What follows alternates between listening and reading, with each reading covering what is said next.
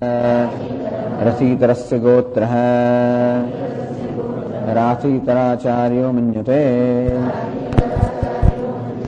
ઉપનિષદ આપણને કેટલાક બહુ જ પ્રસિદ્ધ આચાર્યોના મત આપે છે કે આટલી બધી વસ્તુ કઈ, આ 12 વસ્તુ કઈ, તો અમે હવે બધું કરી શકીએ કે ના કરી શકીએ, અમે અગત્યનું શું, ચાલો 1-2 વસ્તુ અગત્યને કહી દો. તો સત્યવચાહ, સત્યમેવ વચઃ યસ્ય સોયમ સત્યવચાહ, આ સત્યવચસ નામનો એક આચાર્ય છે. રાથીતર, રથીતર ઋષિના ગોત્રમાં ઉત્પન્ન થયો હોવાને કારણે રાથીતર એમની સરનેમ, એમની અટક થઈ. સત્યવચસ એ પણ કદાચ એમના જીવનમાં સત્યના આચરણને કારણે સત્યવચસ એ પ્રકારનું એમને બિરુદ મળ્યું હોય અથવા સત્યવચસનું નામ હોય, એવા સત્યવચા રાથીતર જે આચાર્ય છે એમને એવી માન્યતા છે, સત્યમ, સત્યમ એટલે સત્યવચા, સત્ય એટલે શું, સત્યમ એવ અનુષ્ઠાતવ્યમ, માત્ર સત્યનું અનુષ્ઠાન પૂરતું છે. આ બધું જે કહેવામાં આવે માત્ર સત્યનું અનુષ્ઠાન કરવામાં આવે તો પૂરતું છે, એવો સત્યવચા રાથીતર નામના આચાર્યનો અભિપ્રાય છે. અનુષ્ઠેયાના મધ્ય સત્યમેવ પ્રશસ્તમ કર્મ ઇતિ રાથીતરસ્ય મતમ. ટૂંકમાં આ બધા અનુષ્ઠાન કરવા માટે આ બધી વસ્તુ જે કહેવામાં આવે એમાં રાથીતર આચાર્યનો એવો મત છે કે સત્ય એ સર્વશ્રેષ્ઠ છે. અશ્વમેધ સહસ્રમ ચ સત્યમ ચ તુલયા ધૃતમ અશ્વમેધ સહસ્રાતૃ સત્યમેકમ વિશિષ્યતે. 1000 અશ્વમેધ યજ્ઞ કર્મ અને સત્ય એ બંનેને તાજવામાં તોડવામાં આવે. એક બાજુ સત્ય અને બીજી બાજુ 1000 અશ્વમેધ યજ્ઞ રાખવામાં આવે. તુલયા ધૃતમ, તાજવામાં એમને જોખવામાં આવે. અશ્વમેધ સહસ્રાતૃ સત્યમેકમ વિશિષ્યતે. એક જ સત્ય 1000 અશ્વમેધ યજ્ઞ કરતા એક સત્ય વધી ગયું, એમ કહીને સત્યની સ્તુતિ કરવામાં આવેલી પ્રશંસા. ઇતિ દ્વિતીય નામ શબ્દ પ્રસિદ્ધ દ્યોતક. તો અચ્છા, તો આ રીતે સત્ય આવું મહત્વનું છે. એટલે રાથીતર આચાર્ય માને છે કે જીવનમાં એકમાત્ર સત્યનું આચરણ અનુષ્ઠાન છે તો પણ પૂરતું છે. હવે એક આચાર્ય મત છે તપઃ. બીજા આચાર્ય મને શું કહે છે, કે છે આગળ, તપહેતિ તપઃ એવ કર્તવ્યમિતિ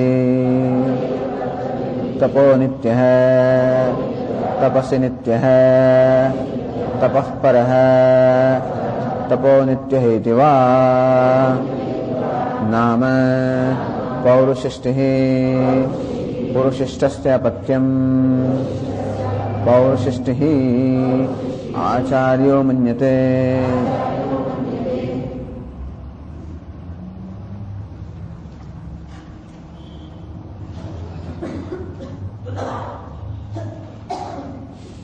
તપઃ એટલે તપઃ એવ કર્તવ્ય, તપો નિત્ય. બીજા આચાર્યનો મત કયો, તપો નિત્ય, તપસી નિત્ય તપઃ પરઃ. તપો નિત્ય આચાર્યનું નામ છે, હંમેશા તપની અંદર જ નિષ્ઠ હશે, સતત તપશ્ચર્યામાં જ એ રત હશે, માટે તપો નિષ્ઠ કહેવામાં આવતા હશે. તપો નિત્ય, નિત્ય તપશ્ચર્યામાં રત હોવાને કારણે તપો નિત્ય કહેવામાં આવતા, તો એમનું એવું નામ હોય, તપો નિત્ય જેવા નામ. પૌરુષિષ્ટિ, પુરુષિષ્ટસ્ય અપત્યમ પૌરુષિષ્ટિ, એ પુરુષિષ્ટ ઋષિના પુત્ર હોવાને કારણે પૌરુષિષ્ટ કહેવાય છે. એવા આચાર્યનો મત છે કે તપશ્ચર્યા એક પૂરતી છે. આ બાદ તમે એકને પકડી લો. પેલા રાશિ તરીકે કે સત્યને પકડી લો, આ પૌરુષિષ્ટિ કહે છે કે એક તપશ્ચર્યાને પકડી લો. કૃચ્છ ચાંદ્રાયણાદિ મિતાશન ધનદાન રૂમ તભય પ્રશસ્તમ કર્મવિધિ પૌરુષિષ્ટ મતમ. એટલે જ કહે છે તસ્ય પ્રાશસ્ત્યમ ચ ઉત્તમ લોક પ્રાપ્તિ સાધનત્વા. એવું કશું જ નથી શાસ્ત્રમાં કહ્યું છે જે તપસ્યાથી પ્રાપ્ત ન થાય. તપસર્ષય સુવરવિંદવન સુર અન્વવિંદન ઇતિ તપસા ઋષય સુવહ અન્વવિંદન. તપશ્ચર્યાથી ઋષિઓ સ્વર્ગને પ્રાપ્ત થયા. ટૂંકમાં તપશ્ચર્યાથી કંઈ પણ પ્રાપ્ત થઈ શકે એવું મહત્વનું કે પ્રભાવશાળી કે શક્તિશાળી તપ હોવાને કારણે એક તપશ્ચર્યા જીવનમાં પર્યાપ્ત છે, એવું તપોનિત્ય પૌરુષિષ્ટિ આચાર્યનો મત છે. અને ત્રીજો એક મત કહે છે સ્વાધ્યાય પ્રવચને એવ અનુષ્ઠેય ઇતિ નાકઃ નામતઃ મુદ્ગલસ્સાપત્યમ મૌદ્ગલ્યઃ આચાર્યો મન્યતે. પણ સ્વાધ્યાય પ્રવચન બસ આ બધામાંથી એક આ જ ને પકડો, સ્વાધ્યાય પ્રવચન જ પકડો. સ્વાધ્યાય પ્રવચન એવ અનુષ્ઠાતવ્ય, બસ એ જ એકમાત્ર અનુષ્ઠાન કરવા યોગ્ય છે સ્વાધ્યાય પ્રવચન. ઇતિ નાક નામતઃ, નાક જેનું નામ છે જે મુદ્ગલના પુત્ર હોવાના કારણે મૌદ્ગલ્ય કહેવાય છે એવા આચાર્ય આ પ્રકારનો એમનો અભિપ્રાય છે. એવું શા માટે? શા માટે મૌદ્ગલ્ય એવા ઋષિનો આ પ્રકારનો અભિપ્રાય છે? શું કારણ? એટલે કહ્યું તદ્ધિતપઃ હિ યસ્માત સ્વાધ્યાય પ્રવચને એવ તપઃ તસ્માત તે અનુષ્ઠેય ઇતિ. કેમ ઋષિ એમ કહે છે? તદ હિ તપઃ, તદ હિ તપઃ, એ જ તપશ્ચર્યા છે, એ જ તપશ્ચર્યા છે. કેમ? હિ યસ્માત, કારણ કે સ્વાધ્યાય પ્રવચન એવ તપઃ, કારણ કે સ્વાધ્યાય પ્રવચન જ તપ છે. નિયમેશુ તપશબ્દ હેતિ, કોઈ વસ્તુ નિયમથી નિયમિત કરવામાં આવે તો એ તપશ્ચર્યા છે. કોઈ વસ્તુ નિયમિત કરવા, રોજ નિયમિત પાઠ થતો હોય, નિયમિત પૂજા થતી હોય, નિયમિત કઈ દેવ દર્શન થતું, નિયમિત કશું થતું હોય એને તપશ્ચર્યા કહેવામાં આવે છે. એટલે રોજ સ્વાધ્યાય, નિયમિત સ્વાધ્યાય પ્રવચન થાય તો તપ થઈ ગયો. તો નિયમિત સ્વાધ્યાય પ્રવચન કરો, સ્વાધ્યાય પ્રવચન પણ થયા, તપશ્ચર્યા પણ થઈ ગઈ. તદ્ધિત એટલે જુદું તપની જરૂર નથી. જો તમારી દ્રષ્ટિએ તપશ્ચર્યા મહત્વની હોય તો દરરોજ સ્વાધ્યાય પ્રવચન કરો તો નિયમિત કરવાને કારણે તપશ્ચર્યા પણ થઈ ગઈ અને જોડે સ્વાધ્યાય પ્રવચન પણ થઈ ગયું. નવી તપશ્ચર્યા કરો, સ્વાધ્યાય પ્રવચન થાય કે ના થાય, પણ નિયમિત સ્વાધ્યાય પ્રવચન કરો તો તપશ્ચર્યા થઈ ગઈ.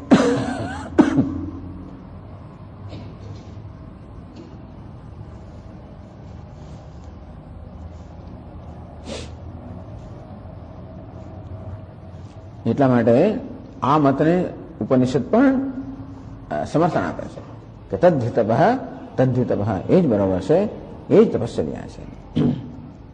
આમ આ બધા 12 અનુષ્ઠાન કરવા યોગ્ય વસ્તુનો જે આદેશ આપવામાં આવ્યો એમાં પણ સત્યમ, તપઃ અને સ્વાધ્યાય પ્રવચન એ ત્રણનો વય ઉલ્લેખ કરવામાં આવ્યો. સત્યમ એટલે સત્યવાચારાથિતરઃ, તપ એટલે તપો નિત્ય પૌરુષિષ્ટિ, સ્વાધ્યાય પ્રવચને એવેતિ નાકો મૌદ્ગલ્ય. આમ ત્રણનો કેમ ફરી ઉલ્લેખ કરવામાં આવ્યો?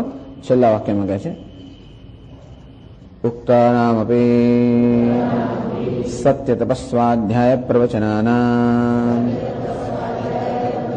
પુનર્ગ્રહણમ આદરાર્થમ.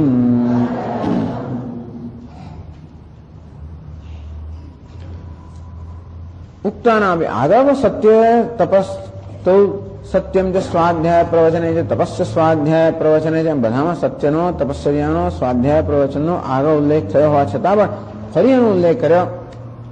ઉક્તાના બી કહેવાય ગયા હોવા છતાં પણ સત્ય તપસ સ્વાધ્યાય પ્રવચનાના, સત્ય તપસ સ્વાધ્યાય પ્રવચનનો પુનર્ગ્રહણ ફરી પાછો એમનો ઉલ્લેખ કરવાનો કે ફરી એમને કહેવાનો આદરાર્થ, એમના પ્રત્યે આદર બતાવવા માટે, એમના પ્રત્યે સન્માન બતાવવા માટે કે આ ખૂબ મહત્વના છે. બધું ન થાય તો પણ બધા માટે બધું પ્રજા અને પ્રજાતિને બધું શક્ય ના પણ માનુષ માથી વગેરે શક્ય ના હોય તો કઈ વાંધો નહીં. સત્ય, તપશ્ચર્યા અને સ્વાધ્યાય પ્રવચન આ તો જીવનમાં હોવા જ જોઈએ. અને કદાચ પેલા બે ના હોય તો પણ સ્વાધ્યાય પ્રવચન હોવા. એટલા માટે શ્રુતિ બહુ ભારપૂર્વક ને બહુ વિશ્વાસપૂર્વક કહે છે કે સ્વાધ્યાય પ્રવચન છે તો બાકીનું બધું આવવાનું જ છે. આપણે શાસ્ત્રને સમજીએ એનો અર્થ સમજીએ અને આપણે જીવનમાં શું સત્ય છે અને શું આપણે હિતકર છે અને શું આપણા હિતને વિરુદ્ધ છે એ સમજીએ એટલે જે વસ્તુ આપણા હિતમાં હોય આચરણ આપણે કરવાના જ છે. આ મૂલ્યને મૂલ્ય સમજાય એટલે આપણે જાણીએ કે સત્ય આપણા માટે હિતકાર છે અને અસત્ય આપણને ખરેખર હાનિકારક છે. એકવાર એવું સમજ્યા પછી સ્પષ્ટ પછી કોણ અસત્યનું આચરણ કરે? અને તપશ્ચર્યાથી પણ આપણે જીવનમાં કયા પ્રકારની ઉન્નતિ થાય જાણીએ તો પછી એ પણ એનું આચરણ થવાનું. અને તેથી સ્વાધ્યાય તપશ્ચર્યા બાકીના બધા મૂલ્યોને લઈ આવ્યા હોવાને કારણે એમને સૌથી વધારે મહત્વ આપવામાં આવ્યું. જ્યારે બીજું બધું હોય તો સ્વાધ્યાય પ્રવચન હોય એવો કોઈ નિયમ નથી. એ સ્વાધ્યાય પ્રવચનમાં એક પ્રકારની મનનો અભિગમ તો જોઈએ છે. ત્યાં થોડાક સ્ટુડિયસ એટલે આપણે થોડોક અધ્યયન માટે પ્રેમ તો હોવો જોઈએ અને ન હોય તો આપણે કહેવો જોઈએ. બીજું બધું કઈ અપવાસ કરીએ છતાંય પણ શક્ય છે કે અધ્યયન મળે પ્રેમ ના હોય, શાસ્ત્ર મળે પ્રેમ ના હોય, બધું બહુ દેવ દર્શન પૂજા. સ્વામી સવારે કેમ ક્લાસમાં હતા તો કે સ્વામી ફલાણો પાઠ કરવાનો, પેલો જપ કરવાનો, એટલે ટૂંકમાં એ બધાની પાછળ આનું મહત્વ જતું રહેતું હોય છે. તો કે ભલે એનું મહત્વ ઓછું થાય એવું નથી, પણ આનું મહત્વ હોવું જોઈએ, એ ગોઠવવું જોઈએ. બસ એમની જગ્યાએ બીજું છોડી દો, પરંતુ વસ્તુ રીતે ગોઠવાવી જોઈએ જેથી સ્વાધ્યાય પ્રવચનનો યોગ્ય આદર થાય અને પછી બીજી બધી વસ્તુઓ મને થાય. અને તેથી સ્વાધ્યાય પ્રવચનને શ્રુતિ સૌથી વધારે મહત્વ આપે છે.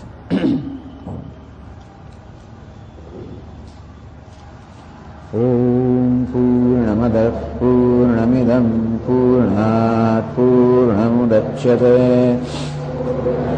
પૂર્ણમાદાય પૂર્ણમેવાવશિષ્યતે. ઓમ શાંતિ શાંતિ શાંતિ.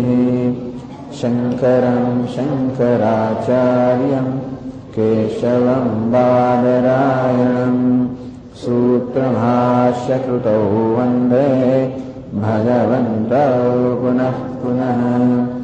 ઈશ્વરો ગુરુરાત્મેતિ મૂર્તિભેદવિભાગિને વ્યોમવદ્વ્યાપ્તદેહાય દક્ષિણામૂર્તયે નમઃ.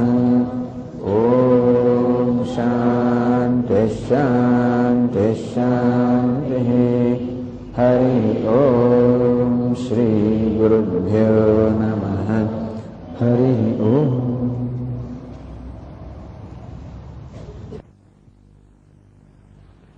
અહમ વૃક્ષ શિરેરિવા. 10માનો વાક આ મંત્રના રૂપમાં છે અને એની વ્યાખ્યા કરતા પહેલા શંકરાચાર્યજી સમજાવે છે. આગળ તો વૃતમ ચ સ્વાધ્યાય પ્રવચને છે. આ વૃતમ સત્યમ તપઃ દમઃ શમઃ આ બધા નિત્ય નૈમિત્તિક કર્મનું વિધાન કરવામાં આવ્યું. આગળ સમજાયું આચાર્યએ કે શા માટે, જેથી એમની અગત્યતા સ્થાપિત થાય. પહેલા એવું કહ્યું કે વ્યાહૃતિ ઉપાસનાથી સ્વરાજ્ય પ્રાપ્ત થાય અને કોઈકને એવો ખ્યાલ જન્મે કે માત્ર ઉપાસના જ પૂરતી છે અને તેથી જીવનમાં નિત્ય નૈમિત્તિક કર્મોનું કોઈ સ્થાન કે કોઈ આવશ્યકતા નથી.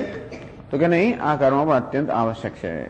ઉપાસના માટેની ભૂમિકા તૈયાર કરનારા છે અને માટે એમની આવશ્યકતા સ્થાપિત કરવા માટે 9મા અનુવાકમાં આ કર્મનું વિધાન કરવામાં આવ્યું. હવે આ 10મો અનુવાક છે એક મંત્રના રૂપમાં છે. અહમ વૃક્ષસ્ય રેરિવા એક મંત્ર છે. અહમ વૃક્ષસ્ય આદિ મંત્ર પાઠ કિમર્થ હે. તો વળી આ અનુવાકની અંદર કે આ વલ્લીમાં આ મંત્રોનો જે પાઠ કરે છે એનો શું હેતુ છે શંકરાચાર્ય સમજાવે છે ભાષ્યમાં. અહમ વૃક્ષસ્ય રેરિવા ઇતિ સ્વાધ્યાયાર્થઃ મંત્રામનાયઃ. મંત્રામનાય મંત્ર પાઠ હૈ. અહીં જે મંત્રનો પાઠ કરવામાં આવ્યો છે અહમ વૃક્ષ શિરેરિવા એ મંત્રનો જે પાઠ અહીં કરવામાં આવ્યો છે એ શેને મળે? સ્વાધ્યાયાર્થ હૈ, જપાર્થ હૈ, એ જપ માટે છે. તો હવે આ આગળ કર્મની વાત કરવામાં આવી એની પછી આ જપની વાત કરવામાં આવે છે. તો જપ શેને માટે? આ મંત્રનો જપ શેને માટે? એ કહે છે સ્વાધ્યાયશ્ચ વિદ્યોત્પત્તયે પ્રકરણાદ વિદ્યાર્થમ હિ ઇદમ પ્રકરણમ ન ચ અન્યાર્થત્વમ અવગમ્યતે સ્વાધ્યાયેન ચ વિશુદ્ધ સત્વસ્ય વિદ્યોત્પત્તિઃ અવકલ્પ્યતે.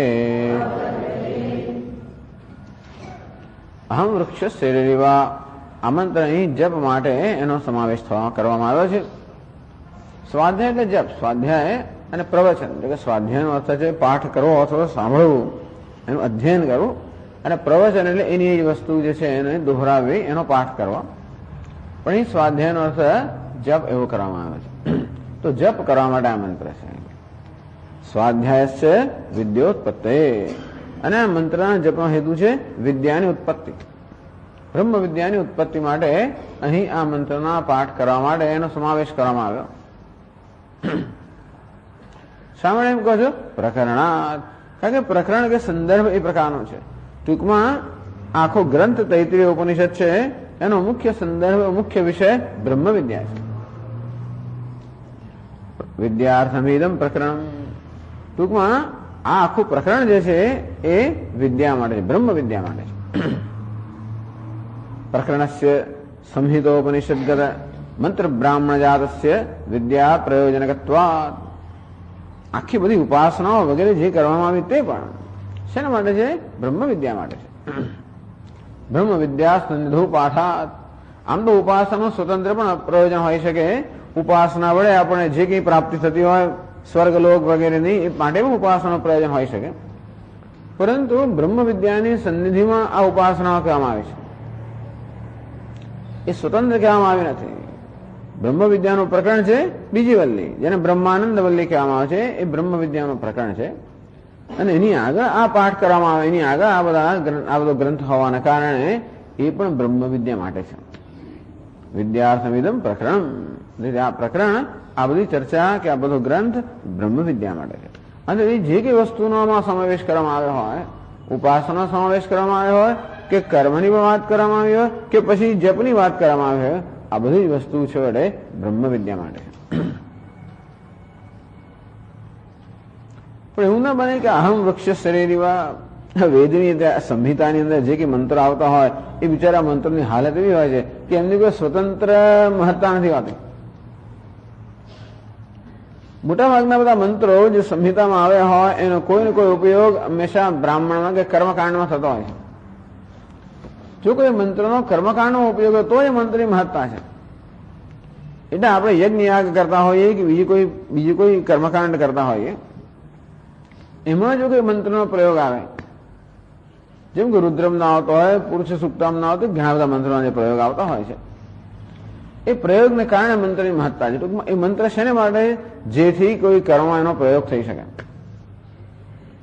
અને જ્યારે પણ મંત્ર દેખાય ત્યારે સામાન્ય રીતે આપણે પ્રશ્ન પૂછીએ કે ભાઈ આ મંત્ર શેને માટે છે, કઈ જગ્યાએ એનો પ્રયોગ છે? ઈશાવાસ્ય ઉપનિષદની ચર્ચા ચાલી ત્યારે પણ પહેલા આ નક્કી કરવામાં આવ્યું કે ઈશાવાસ્ય ઉપનિષદના જે મંત્રો છે, ઈશાવાસ્ય ઉપનિષદ સંહિતા ઉપનિષદ છે, સંહિતામાં આવેલો ઉપનિષદ છે. સંહિતાના જે મંત્રો હોય સામાન્ય રીતે એમનો કોઈને કોઈ જગ્યાએ કર્મમાં ઉપયોગ હોય. એટલા જ માટે મંત્રોનો જે અર્થ સ્વતંત્ર હોય એટલો મહત્વનો રહેતો નથી. મંત્રોનો સ્વતંત્ર અર્થ પણ હોય છે, પણ એના કરતા પણ એ મંત્રો કોઈ કર્મકાંડમાં ઉપયોગી છે એની વધારે મહત્તા છે. અંતે એ મંત્રો બહુ સ્વતંત્ર એના અર્થને બહુ મહત્વ ના આપે. તેવી રીતે આ અહમ વૃક્ષ શરીરીવા જે મંત્ર છે એના અર્થને મહત્વ આપવું કે પછી આ મંત્ર પણ કોઈ જગ્યાએ કર્મકાંડમાં ઉપયોગી હોય તો પછી તે રીતે એનો ઉપયોગ કરવો? તો કે નહીં, કોઈ નચ અન્યાસત્વમ અવગમ્યતે. જેમાં આખું પ્રકરણ બ્રહ્મ વિદ્યા મળે છે, આ મંત્ર પણ બ્રહ્મનો મંત્રનો પાઠ પણ બ્રહ્મ વિદ્યા મળે છે. મંત્રનો પાઠ કે જપ તો ઘણા હેતુ થઈ શકે, પણ અહીં આ મંત્રનો જપ જે છે એ પણ બ્રહ્મ વિદ્યા માટે છે. કારણ કે આ મંત્રનો કોઈ જગ્યાએ આપણે પ્રયોગ જોતા નથી. એટલે ક્યાંય પણ કહ્યું હોય કે ભાઈ ફલાણી વસ્તુ હોમતી વખતે એ ફલાણું કર્મ કરતી વખતે અહમ વૃક્ષ શરીરીવા એ મંત્રનો પાઠ કરો એવું કઈ જગ્યાએ વિધાન દેખાતું નથી. સીધી કાળગત રીતે આપણે ક્યાંય પણ એવું જોતા નથી. માટે આ મંત્ર સ્વતંત્ર છે, એનો જપ સ્વતંત્ર ફળ આપનારો છે. અને બ્રહ્મ વિદ્યાની સન્નિધિમાં કે બ્રહ્મ વિદ્યાના પ્રકરણમાં હોવાના કારણે આ મંત્રનો જપ પણ બ્રહ્મ વિદ્યાની પ્રાપ્તિ માટેનો છે.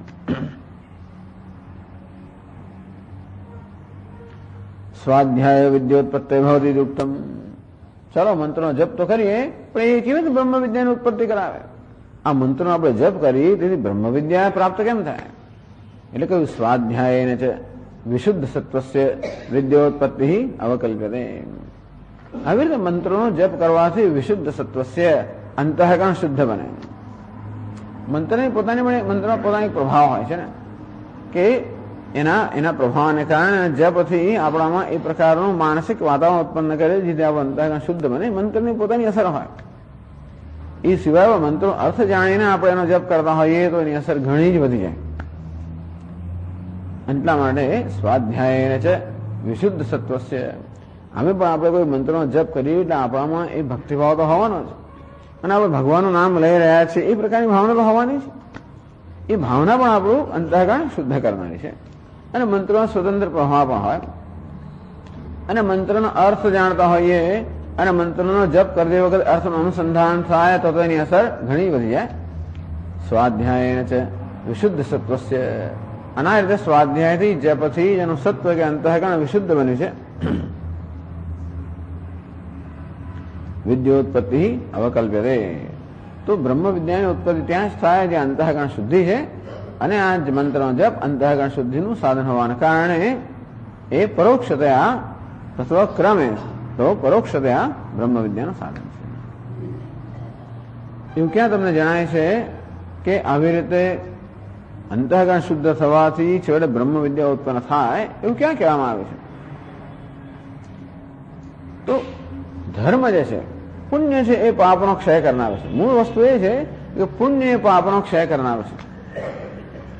એટલા જ માટે જે કંઈ આપણે કરીએ, જેની પુણ્ય ઉત્પન્ન થાય જે કંઈ કરીએ આપણા પાપનો ક્ષય કરે. ભગવાનનું નામ લઈને પુણ્યની ઉત્પત્તિ થાય છે.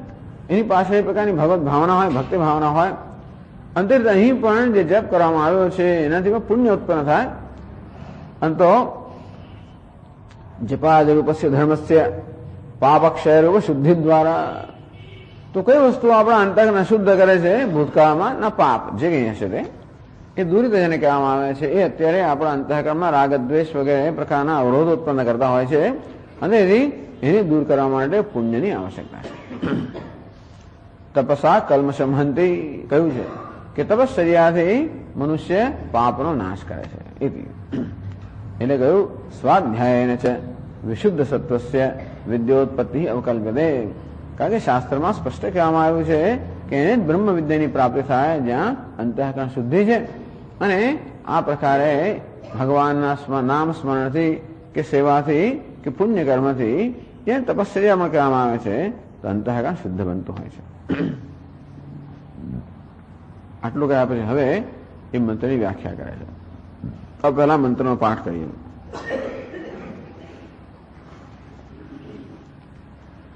અહમ વૃક્ષસ્ય રેરિવા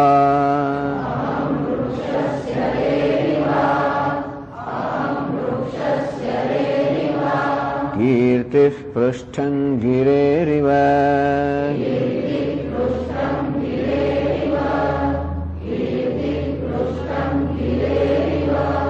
ऊर्ध्वपवित्रो वाजिनीव स्वमृतमस्मि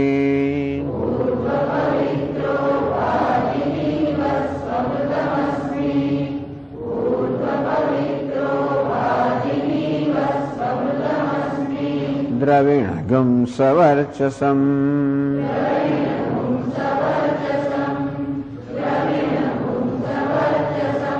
सुमेधा अमृतोक्षितः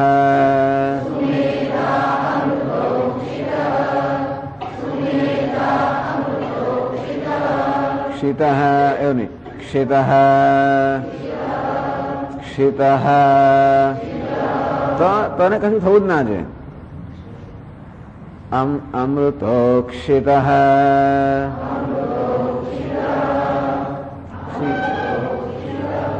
હવે એમાં ફેર સમજ પડે છે. ક્ષિતઃ ક્ષિતઃ એનો ફેરફાર થયા છે. સુમેધા અમૃતોક્ષિતઃ. હા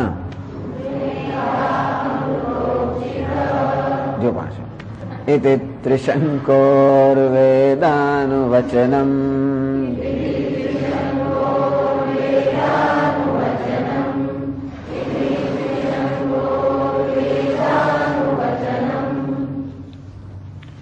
इति त्रिशंको वेदानुवचनम. त्रिशंको आ त्रिशंको नामना ऋषिए वेदानुवचनम. वेद પછી વેદ લઈને જ્ઞાન વર્તાય છે. જ્ઞાન પછી અનુવચનમ. આ ત્રિશંકુ મહર્ષિને જયારે જ્ઞાન થયું, બ્રહ્મ જ્ઞાન થયું, એ બ્રહ્મ જ્ઞાન પછી એટલે બ્રહ્મ જ્ઞાનના પરિપાક રૂપે એમના હૃદયમાંથી જે વચન નીકળ્યું અર્થાત જે મંત્રનું દર્શન એમને થયું, જે વચન એમના હૃદયમાંથી નીકળ્યું એ આ છે. એટલે કે ઋષિની વાણી છે. અયમ જીવન મુક્તસ્ય સર્વાત્મભાવ પ્રતિપાદકો મંત્ર. આ ત્રિશંકુ ઋષિ જીવન મુક્ત હતા એમને સર્વાત્મા ભાવ પ્રતિપાદક હે, હું સર્વાત્મા છું. અહમ મનોરભવમ સૂર્યશ્ચેતિ, તો હું મનુ બની ગયો, હું સૂર્ય છું, મનુ છું, હું સર્વનો આત્મા છું. તસ્માત તત્સર્વમ અભવત બ્રહ્મવાયદમગ્રાસીદ તદાત્માનમેવાવેત અહમ બ્રહ્માસ્મિતિ તસ્માત તત્સર્વમ અભવત. કે આ જીવ પ્રારંભમાં પહેલા બ્રહ્મ જ હતો. એ પોતાની જાતને જીવ માનતો ત્યારે પણ બ્રહ્મ જ હતો. તદાત્માનમેવાવેત, એની જયારે આત્માનું વાસ્તવિક યથાર્થ જ્ઞાન થયું, અહમ બ્રહ્માસ્મિતિ, હું બ્રહ્મ છું, આત્માનું જે યથાર્થ જ્ઞાન થયું, તસ્માત તત્સર્વમ આવે તો તસ્માત સર્વમ અભવત, અંતે જ્ઞાનને પરિણામે એ સર્વ બની ગયો. તો એ સર્વ હતો જ, પરંતુ પોતાનો અસર્વત્વ, હું સર્વ નથી, હું એક છું, અલ્પ છું, એ જાતનો આરોપ થતો હતો. તો અજ્ઞાનને કારણે આત્મા જે સર્વનો આત્મા છે, એના પર એકનો જ આત્મા છે, એક જ ઉપાધિનો આત્મા છે, એ પ્રકારનો અધ્યારોપ જે થયો છે. આ જ્ઞાનથી અધ્યારોપ દૂર થયો અને પોતાનું જે વાસ્તવિક સ્વરૂપ છે એનું એને જ્ઞાન થયું. તો તેવી રીતે બધા એવા ઘણા મંત્રો છે જ્યારે તે પોતાનું સર્વાત્મત્વ પ્રગટ કરતા હોય.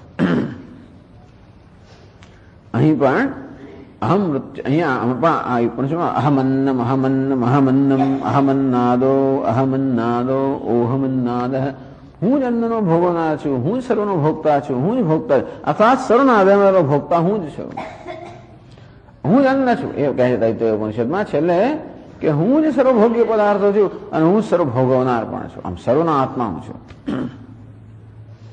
તો એવા સર્વાત્મત્વ પ્રતિપાદક, પોતાનું સર્વાત્મત્વ કે હું સર્વના આત્મા છું એ સત્યનું પ્રતિપાદન કરનારો આ મંત્ર છે.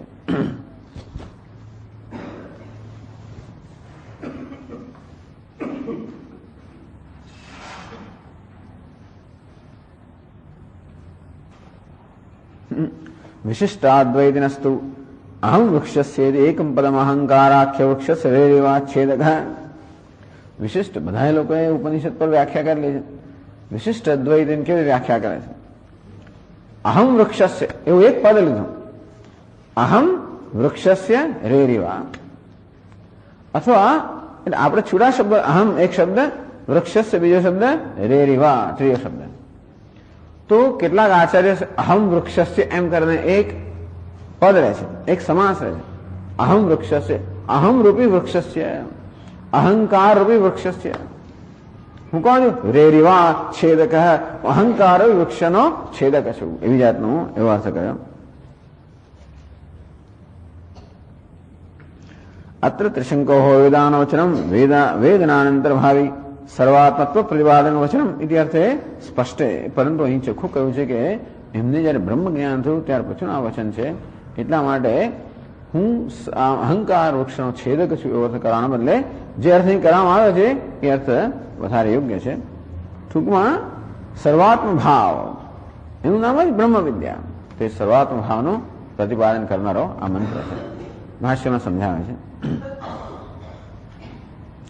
અહમ વૃક્ષસ્ય ઉચ્છેદ્યાત્મકસ્ય સંસાર વૃક્ષસ્ય રેરિવા પ્રેરયિતા અંતર્યામ્યાત્મના. અહમ હું વૃક્ષસ્ય રેરિવા, આ રેરિવાનો એક અર્થ કર્યો છેદક, છેદક છું. અહીં અર્થ કર્યો પ્રેરયિતા, વૃક્ષનો, હું વૃક્ષનો પ્રેરયિતા છું, વૃક્ષને પ્રેરણા પ્રદાન કરનાર છું. કયો વૃક્ષ? વૃશ્ચનાથ વૃક્ષ જે છેદન યોગ્ય છે નામ વૃક્ષ. હવે બ્રહ્મ વિદ્યાનું પ્રકરણ છે, વેદાનું વચન. આમ બ્રહ્મ જ્ઞાન થયા પછીનું આ વચન હોવાને કારણે કોઈ એ સાદું વૃક્ષ હોય છે એ વૃક્ષનો તો અહીંયા કોઈ અર્થ નથી. ટૂંકમાં વૃક્ષ શબ્દનો અર્થ આપણે જે પરિચિત કે પ્રચલિત વૃક્ષ છે એવું કરી તો વૃક્ષનો છેદક છું એવું કહેવાનો કોઈ અર્થ નથી.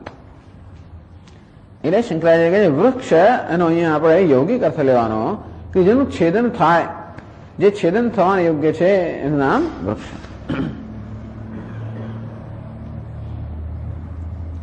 અહમ વિધિ સાક્ષાત બ્રહ્મ તત્વ ત્રિશંકુ નામા ઋષિ. અહમ એટલે કોણ?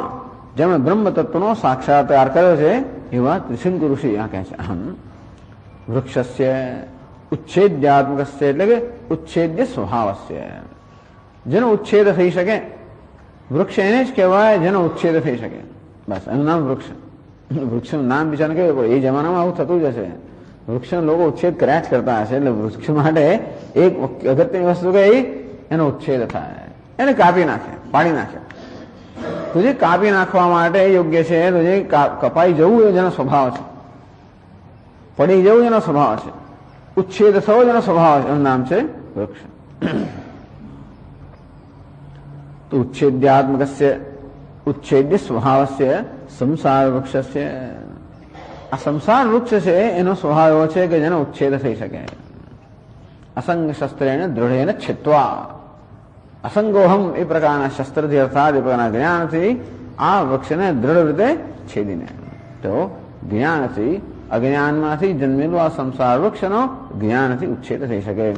અને એથી ઉચ્છેદ થવા યોગ્ય હોવાને કારણે આ સંસારને પણ વૃક્ષ કહેવાય ગૌણ અર્થમાં.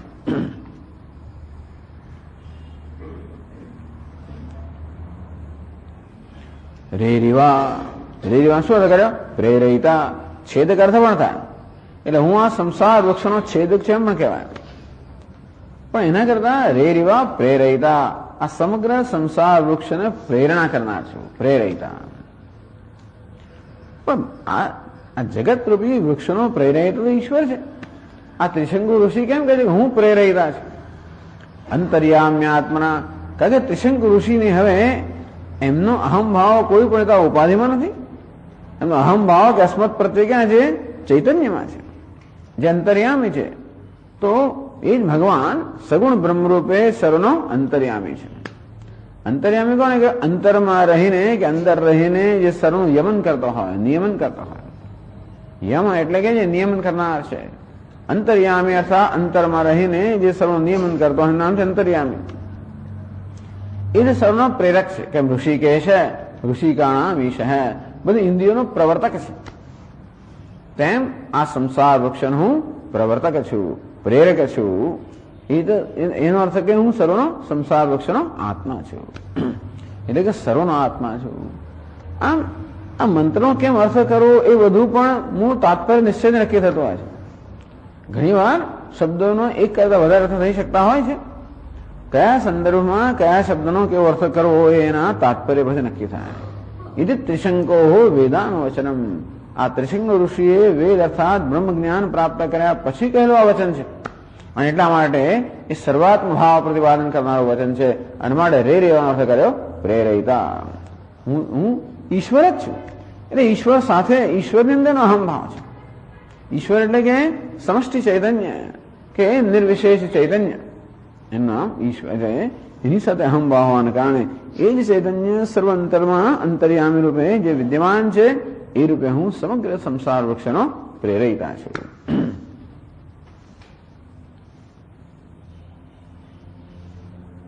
પછી આગળ કહે છે કીર્તિ ખ્યાતિ ગિરેહ પૃષ્ઠમ ઇવ ઉચ્છ્રિતા.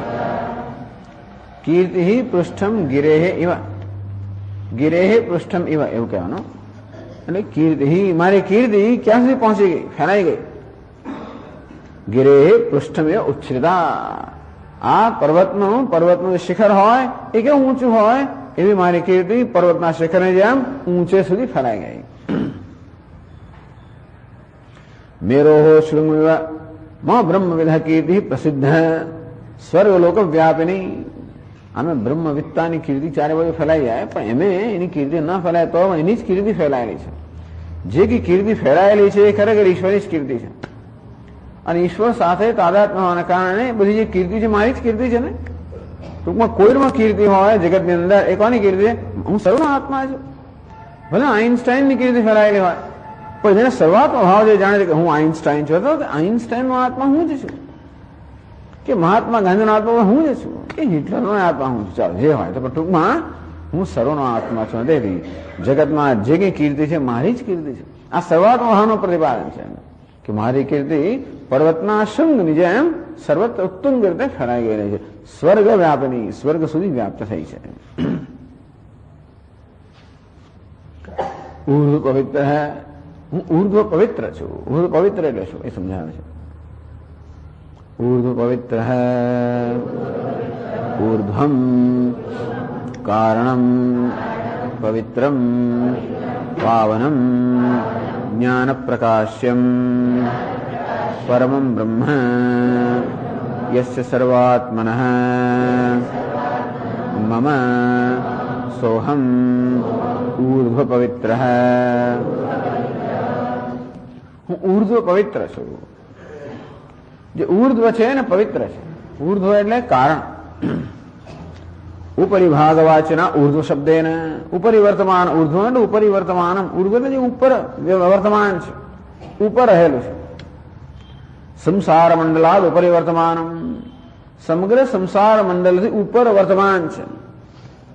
જગત કારણત્વોપલક્ષિતમ બ્રહ્મ, હંમેશા કારણ કાર્યથી ઉપરી વર્તમાન હોય, કારણ કાર્યથી ઉર્ધ્વ ઉત્કૃષ્ટ હોય.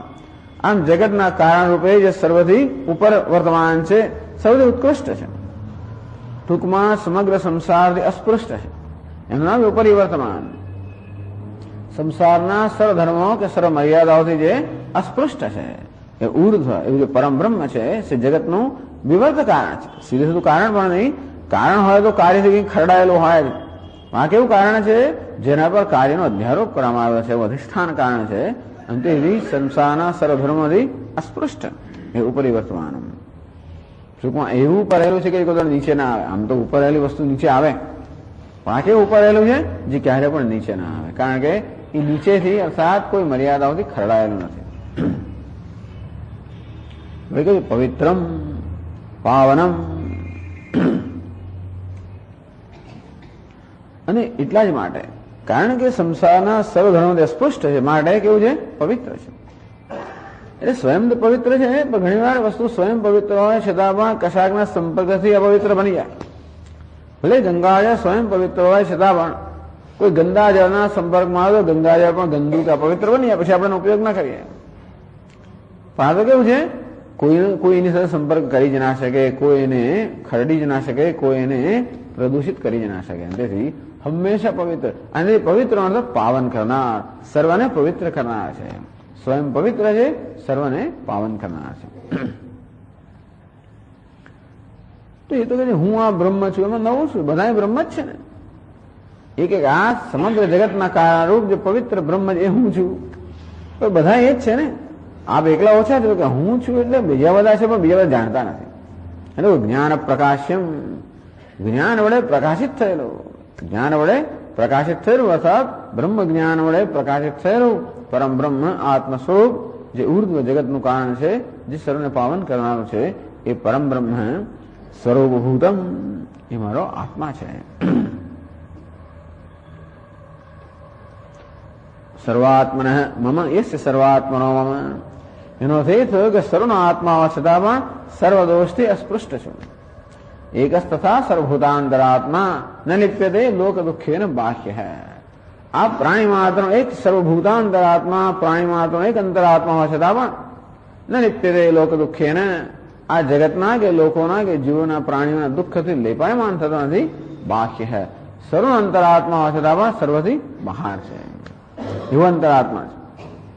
આમ દેહી ન, આ દેહી કહેવાય કે શરીરી કહેવાય, અને છતાં દેહ છે કે શરીરથી અસ્પૃષ્ટ છે, એવો શરીર. શરીર અર્થાત શરીર સાથે સંબંધિત, શરીર જેનું છે એવો શરીરનો માલિક, છતાં પણ શરીરથી અસ્પૃષ્ટ.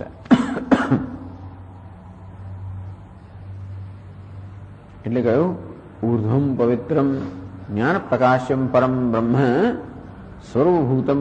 તો કે એ જે મારું સ્વરૂપ છે, જે એવું હું કોણ? સર્વાત્મા, એવું આ ઉર્ધ્વ પવિત્ર બ્રહ્મ મારું સ્વરૂપભૂત છે, એવો હું ઉર્ધ્વ પવિત્ર છું.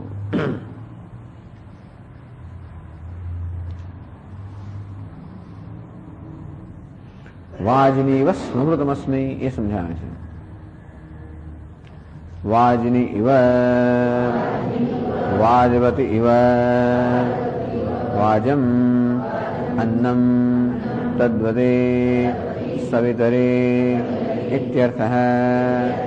यथा सवितरे अमृतम् आत्मतत्त्वम् विशुद्धम् प्रसिद्धम् श्रुतिस्मृतिशतेभ्यः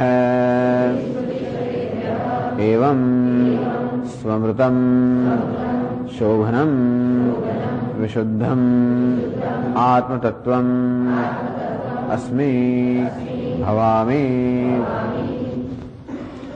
वाजनीव स्वमृतमस्मि। स्वमृत એટલે શું અમૃત? સ્વમૃત એવું નહીં, પણ સુષ્ઠુ અમૃતમ શોભનમ અમૃતમ. હું સ્વમૃત છું એટલે કે સુષ્ઠુ અમૃત છું, શોભન અમૃત છું. કેવો કેવો અમૃત છું? વાજનીવ. વાજિન શબ્દનો અર્થ કર્યો સૂર્ય. વાજવતી તો વાજનો અર્થ કિરણ પણ થતો હોય છે. આમ કિરણ ધરાવનાર સૂર્યને એટલે એને સૂર્ય કહ્યો. અથવા અહીં સમજાયું વાજમ અન્નમ તો વાજશ્રવસ, તો જેની કીર્તિ અન્ન દાનને કારણે ફેલાય છે વાજશ્રવસ. તો અહીં જે છે વાજમ એટલે અન્નમ, વાજિન એટલે કે અન્ન ધરાવનાર. તદ્વતી સવિતરે. આ સવિતા એટલે કે સૂર્ય સર્વ અન્ન ધરાવનાર, અન્ન ધરાવનાર છે. ટૂંકમાં સર્વ અન્નનો પ્રદાતા છે. એ જે કંઈ આહુતિ આપવામાં આવે છે બધી આહુતિ છેવટે સૂર્યના કિરણો દ્વારા જઈને સૂર્યની અંદર ત્યાં સ્થાપિત થતી હોય છે. અને પછી એ કર્મ ફળ રૂપે સૂર્ય આપણને આ બધી સમૃદ્ધિ આપતો હોય છે. સૂર્ય પણ અન્ન પ્રદાન કરનાર છે, કારણ કે સૂર્ય વૃષ્ટિ માટે જવાબદાર છે ને. જગત દુનિયા હિન્દુસ્તાની પૃથ્વી પર જે કઈ છે બધા માટે સૂર્ય જવાબદાર છે. પૃથ્વી પર જે કઈ છે પૃથ્વીની સૂર્ય છે. તો પૃથ્વી પર આપણે બધા જે છે જે કઈ છે અહીંયા બધા હાલતા ચાલતા સૂર્યના કિરણો જ છે. સૂર્યના કિરણ વાળી બધું પરિવર્તન થયેલું છે. અને જોડે જોડે જે કઈ થઈ રહ્યું છે એ બધું સૂર્યને કારણે છે. એને જ કારણે જે કઈ બધા જાત જાતનો લો પ્રેશર, હાઈ પ્રેશર, જે કઈ પ્રેશરો થતા, દબાણ થતા હોય, એને કારણે પવનની જે કઈ ગતિ હોય, એને કારણે વાદળો જ્યાંથી ત્યાં લઈ જવાતા હોય, એને કારણે વૃષ્ટિ જ્યાં આ બધા માટે સૂર્ય જ જવાબદાર છે. એટલા માટે સૂર્યની ઈશ્વર રૂપે પૂજા કરવામાં કોઈ આશ્ચર્ય નથી. સૂર્ય હિરણ્ય ગર્ભનું પ્રતીક છે, સર્વ કર્મનો ફળદાતા છે. એટલે અન્ન એટલે કર્મફળ, આમ સર્વ કર્મનો ફળનો પ્રદાતા પણ છે. કર્મફળ સ્વરૂપમ વસ્વાદે ભોગ્યમ અમૃતમન્નમ તદ્વત્વમ આદિત્યસ્ય. તો કે આદિત્ય એવું અન્ન ધરાવે છે જે બધા દેવતાઓ પણ એનો આહાર કરતા હોય છે. ટૂંકમાં આ સવિતામાં અર્થાત સૂર્યની અંદર જે યથા સવિતરે અમૃતમ આત્મતત્વ વિશુદ્ધમ પ્રસિદ્ધમ. એટલે વાજિની શબ્દનો અર્થ કર્યો, વાજિન શબ્દનો અર્થ કર્યો સૂર્ય. તો સૂર્યમાં જેવી રીતે પ્રસિદ્ધમ અમૃતમ, સૂર્યની અંદર આત્મતત્વ, સૂર્ય હિરણ્ય ગર્ભ છે. તો સૂર્ય પણ આત્માનું પ્રતીક છે. સયશ્ચાયમ પુરુષે યશ્ચાસાવાદિત્ય સ એક આ ઉપનિષદમાં કહે છે.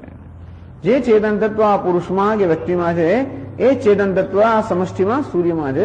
સૂર્ય સમષ્ટિનું પ્રતીક છે. યથા સવિતરી અમૃતમ આત્મતત્વમ વિશુદ્ધમ પ્રસિદ્ધમ શ્રુતિ સ્મૃતિ શતેભ્ય. કેટલી શ્રુતિને સ્મૃતિમાં કહેવામાં આવ્યું છે કે વિશુદ્ધ આત્મતત્વ એ સૂર્યમાં રહેલું છે. આદિત્ય શુદ્ધમ અમૃતમ આત્મતત્વ યથાસ્થિતમ. આદિત્ય શુદ્ધમ અમૃતમ આત્મતત્વ યથાસ્થિતમ વિદ્યાધિકારિણી તથા પુરુષેપી તદસ્તિભોઃ. તો કહે છે કે જે શુદ્ધ આત્મતત્વ સૂર્યમાં રહેલું છે એ જ વિદ્યાધિકારી એ પુરુષ છે એમાં રહેલું છે. સયશ્ચાયમ પુરુષે યશ્ચાસાવાદિત્ય. આ પુરુષમાં જે તત્વ રહેલું છે એ જ આદિત્યમાં રહેલું છે. એનો અનુવાદ કરે સ્મૃતિની અંદર કે આદિત્યમાં જે શુદ્ધ અમૃત આત્મતત્વ રહેલું છે, હે શિષ્યો જે વિદ્યા પ્રાપ્ત કરી છે કે વિદ્યા પ્રાપ્ત કરવા ઈચ્છે છે એ જિજ્ઞાસુ એ જ આત્મતત્વ રહેલું છે. તો એ જ કે સૂર્યમાં હિરણ્ય ગર્ભમાં સમષ્ટિમાં જે વિશુદ્ધ આત્મતત્વ રહેલું છે એવં સ્મૃતમ શોભનમ વિશુદ્ધમ આત્મતત્વ મહાવસ્ની. એ જ શુદ્ધ અથવા એ જ પવિત્ર કે અત્યંત શોભાયમાન જે આત્મતત્વ છે તે જ હું છું. ટૂંકમાં આ ઉપનિષદમાં જે કહેવામાં આવશે કે જ્યાં પુરુષમાં આત્મતત્વ છે એ જ સમષ્ટિમાં છે એનો જ અનુવાદ થયો કે વાજનીવ સ્વમૃતમસ્મિ. સૂર્યમાં સમષ્ટિમાં જે આત્મતત્વ છે એ જ ચૈતન્ય મારામાં છે તો હું છું. વળી પાછો સર્વાત્મ ભાવ પ્રગટ થયો. સૂર્ય એ સર્વનું પ્રતીક છે, એનો જ આત્મા છે, એ જ હું છું, એ જ મારો આત્મા છે, એમ કે હું સર્વનો આત્મા છું એ પણ પ્રગટ કર્યો. દ્રવિણગુમ સવર્ચસમ એ સમજાવે છે. આગળ કહે છે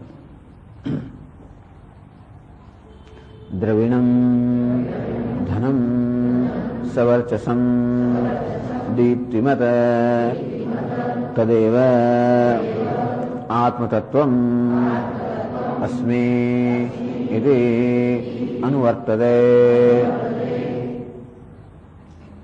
દ્રવિણમ સવર્ચસમ, સવર્ચસમ દીપ્તિમત. તો સવર્ચસ એટલે દીપ્તિમત, જે અત્યંત દીપ્તિમાન જે ધન છે, દીપ્તિમાન ધન હું છું.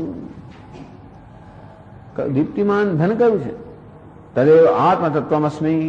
વળી હું કેવો આત્મા છું? એક તો કહ્યું કે હું કોણ છું? સમગ્ર સંસાર વૃક્ષનો પ્રેરયિતા છું. બીજો હું કોણ છું? જેની કીર્તિ વૃક્ષ પર્વતના શૃંગ સુધી ચારે બાજુ ઉન્નત ફેલાયેલી છે. ત્રીજો હું કોણ છું? ઉર્ધ્વ પવિત્ર છું, જે જગતનું કારણ છે, જગતના સર્વ અસ્પૃષ્ટ એવું ઉર્ધ્વ પરમ બ્રહ્મ છે, જે સર્વને પાવન કરનાર છે, એ પરમ બ્રહ્મ હું છું. વાજિની વસ્મૃતમસ્મિ. સમષ્ટિમાં સૂર્યમાં, સૂર્ય એટલે હિરણ્ય ગર્ભમાં જે ચૈતન્ય છે, એ જ ચૈતન્ય શુદ્ધ અને પવિત્ર આત્મતત્વ હું છું. પછી કોણ? હું દ્રવિણમ સવર્ચસમ દ્રવિણમ.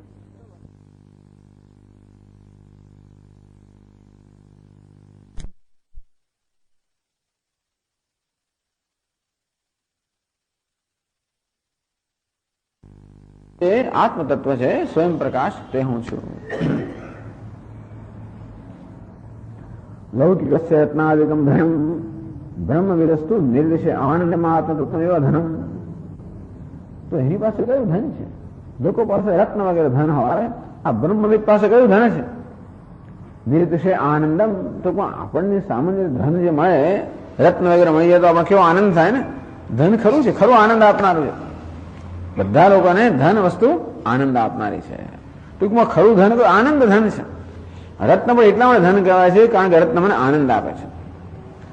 અને તેવી રીતે તો આનંદ ખરું ધન છે ને. અને તો રત્ન તો આપણને કંઈક અંશ આનંદ આપે ખરો, છતાં પણ આને કેવો આનંદ છે? નિરતિશય આનંદ. જેના આનંદની કોઈ સીમા નથી, એવો અસીમ આનંદ અનુભવ કરનાર એ આત્મતત્વનું ધન છે. અને કેવું છે? દીપ્તિમત તચ્ચ સ્વપ્રકાશત્વા દીપ્તિમત. એ આત્મતત્વ સ્વયં પ્રકાશ હોવાને કારણે દીપ્તિમાન છે. જેના પ્રકાશથી સમગ્ર જગત પ્રકાશમાન છે. જે સ્વયં પ્રકાશ છે અને જેના જગતથી સમગ્ર જગત પ્રકાશમાન છે, એવો સ્વયં પ્રકાશ આત્મા હું છું. તો એને ધન શબ્દ વાપર્યો. એમ કહીને આનંદ સ્વરૂપ આત્મા છે એમ કહ્યું. દીપ્તિમત કહીને હું જ્ઞાન સ્વરૂપ કે ચૈતન્ય સ્વરૂપ છે એમ કહ્યું. અને દ્રવિણમ ધન કહીને આનંદ સ્વરૂપ છું. આમ આનંદ સ્વરૂપ, જ્ઞાન સ્વરૂપ આત્મા હું છું એ પણ કહ્યું.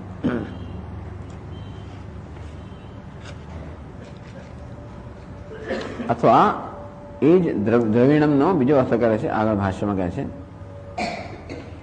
બ્રહ્મજ્ઞાનમ વા આત્મતત્વ પ્રકાશકત્વાદ સવર્ચસમ દ્રવિણમ ઇવ દ્રવિણમ મોક્ષ સુખ હેતુત્વાદ અસ્મિન પક્ષે પ્રાપ્તમ મયા ઇતિ અધ્યાહારઃ કર્તવ્યઃ. તો આત્મતત્વને દ્રવ્ય કહ્યું, અથવા તો બ્રહ્મ જ્ઞાન પણ દ્રવ્ય કહી શકાય. બ્રહ્મ જ્ઞાનમ વા આત્મતત્વ પ્રકાશકત્વાત સવર્ચસમ. આ બ્રહ્મ જ્ઞાન તરફ દીપ્તિમાન છે. બ્રહ્મ જ્ઞાન પણ દીપ્તિમાન છે, કારણ કે દીપ્તિમાન આત્મતત્વને પ્રકાશિત કરતો હોવાને કારણે બ્રહ્મ જ્ઞાન પણ દીપ્તિમાન છે. જ્ઞાનેન તદજ્ઞાનમ યેષામ નાશિતમાત્મનઃ તેષામ આદિત્યવજ્ઞાનમ પ્રકાશયતિ તત્પરમ. આ જ્ઞાન છે પરમ તત્વને પ્રકાશિત કરનાર છે. જો આ પરમ બ્રહ્મ સમગ્ર જગતને પ્રકાશિત કરે છે, તો પરમ બ્રહ્મને કોણ પ્રકાશિત કરે છે? બ્રહ્મ જ્ઞાન પ્રકાશિત કરે. અહમ બ્રહ્માસ્મિ એ જ્ઞાન બ્રહ્મને પ્રકાશિત કરનારું છે. હું બ્રહ્મ જે સત્યને પ્રકાશિત કરનારું છે. અને માટે બ્રહ્મ જ્ઞાનમાં કેવું છે? દીપ્તિમત છે. આત્મતત્વ પ્રકાશકત્વાત, આત્મતત્વને પ્રકાશિત કરનાર હોવાને એટલે આત્મતત્વના આત્માના યથાર્થ સ્વરૂપને પ્રકાશિત કરતો હોવાને કારણે આત્મજ્ઞાન કે બ્રહ્મજ્ઞાને પણ સવર્ચસમ દીપ્તિમત કહી શકાય. અને એ વળી દ્રવ્ય પણ છે. દ્રવિણમ એવ દ્રવિણમ મોક્ષ સુખ હેતુત્વાત. વળી દ્રવ્ય શેનો હેતુ છે? સુખનો હેતુ. તો આત્મતત્વને પણ દ્રવ્ય કહ્યું. આત્મા આનંદ સ્વરૂપ છે, તો બ્રહ્મજ્ઞાન પણ દ્રવ્ય કહ્યું કે બ્રહ્મજ્ઞાન પણ મોક્ષનું સુખ પ્રદાન કરનારું છે. તો મોક્ષરૂપી સુખનો હેતુ હોવાને કારણે આ બ્રહ્મજ્ઞાન પણ દ્રવ્ય છે અને આત્મતત્વને પ્રકાશિત કરતો હોવાને કારણે એ દીપ્તિમત પણ છે. અને તેથી દ્રવિણમ સુવર્ચસમ એવું દીપ્તિમત બ્રહ્મજ્ઞાન જે સર્વથી મૂલ્યવાન છે એ હું છું. એ હું છું ના કહેવાય, પણ આત્મતત્વ હું છું કહેવાય. બ્રહ્મજ્ઞાન હું છું એમ ના કહેવાય. એટલે શંકરાચાર્ય કહે અસ્મિન પક્ષે પ્રાપ્ત મયા અધ્યારહ કર્તવ્ય હૈ. આવું બ્રહ્મજ્ઞાન મને પ્રાપ્ત થયું. દ્રવિણમ સવર્ચસમ મયા પ્રાપ્તમ. આવું દીપ્તિમત દ્રવ્ય બ્રહ્મજ્ઞાન દ્રવ્ય મને પ્રાપ્ત થયું. તેથી એ દ્રવિણનો અર્થ જો આત્મતત્વ કરવામાં આવે તો એ આત્મા હું છું અસ્મિ એ પ્રકાર અર્થ થાય. એ દ્રવિણ અર્થ બ્રહ્મજ્ઞાન કરવામાં આવે, સવર્ચસમ તો બ્રહ્મજ્ઞાન મને પ્રાપ્ત થયું એ પ્રકાર અર્થ કરવો જોઈએ.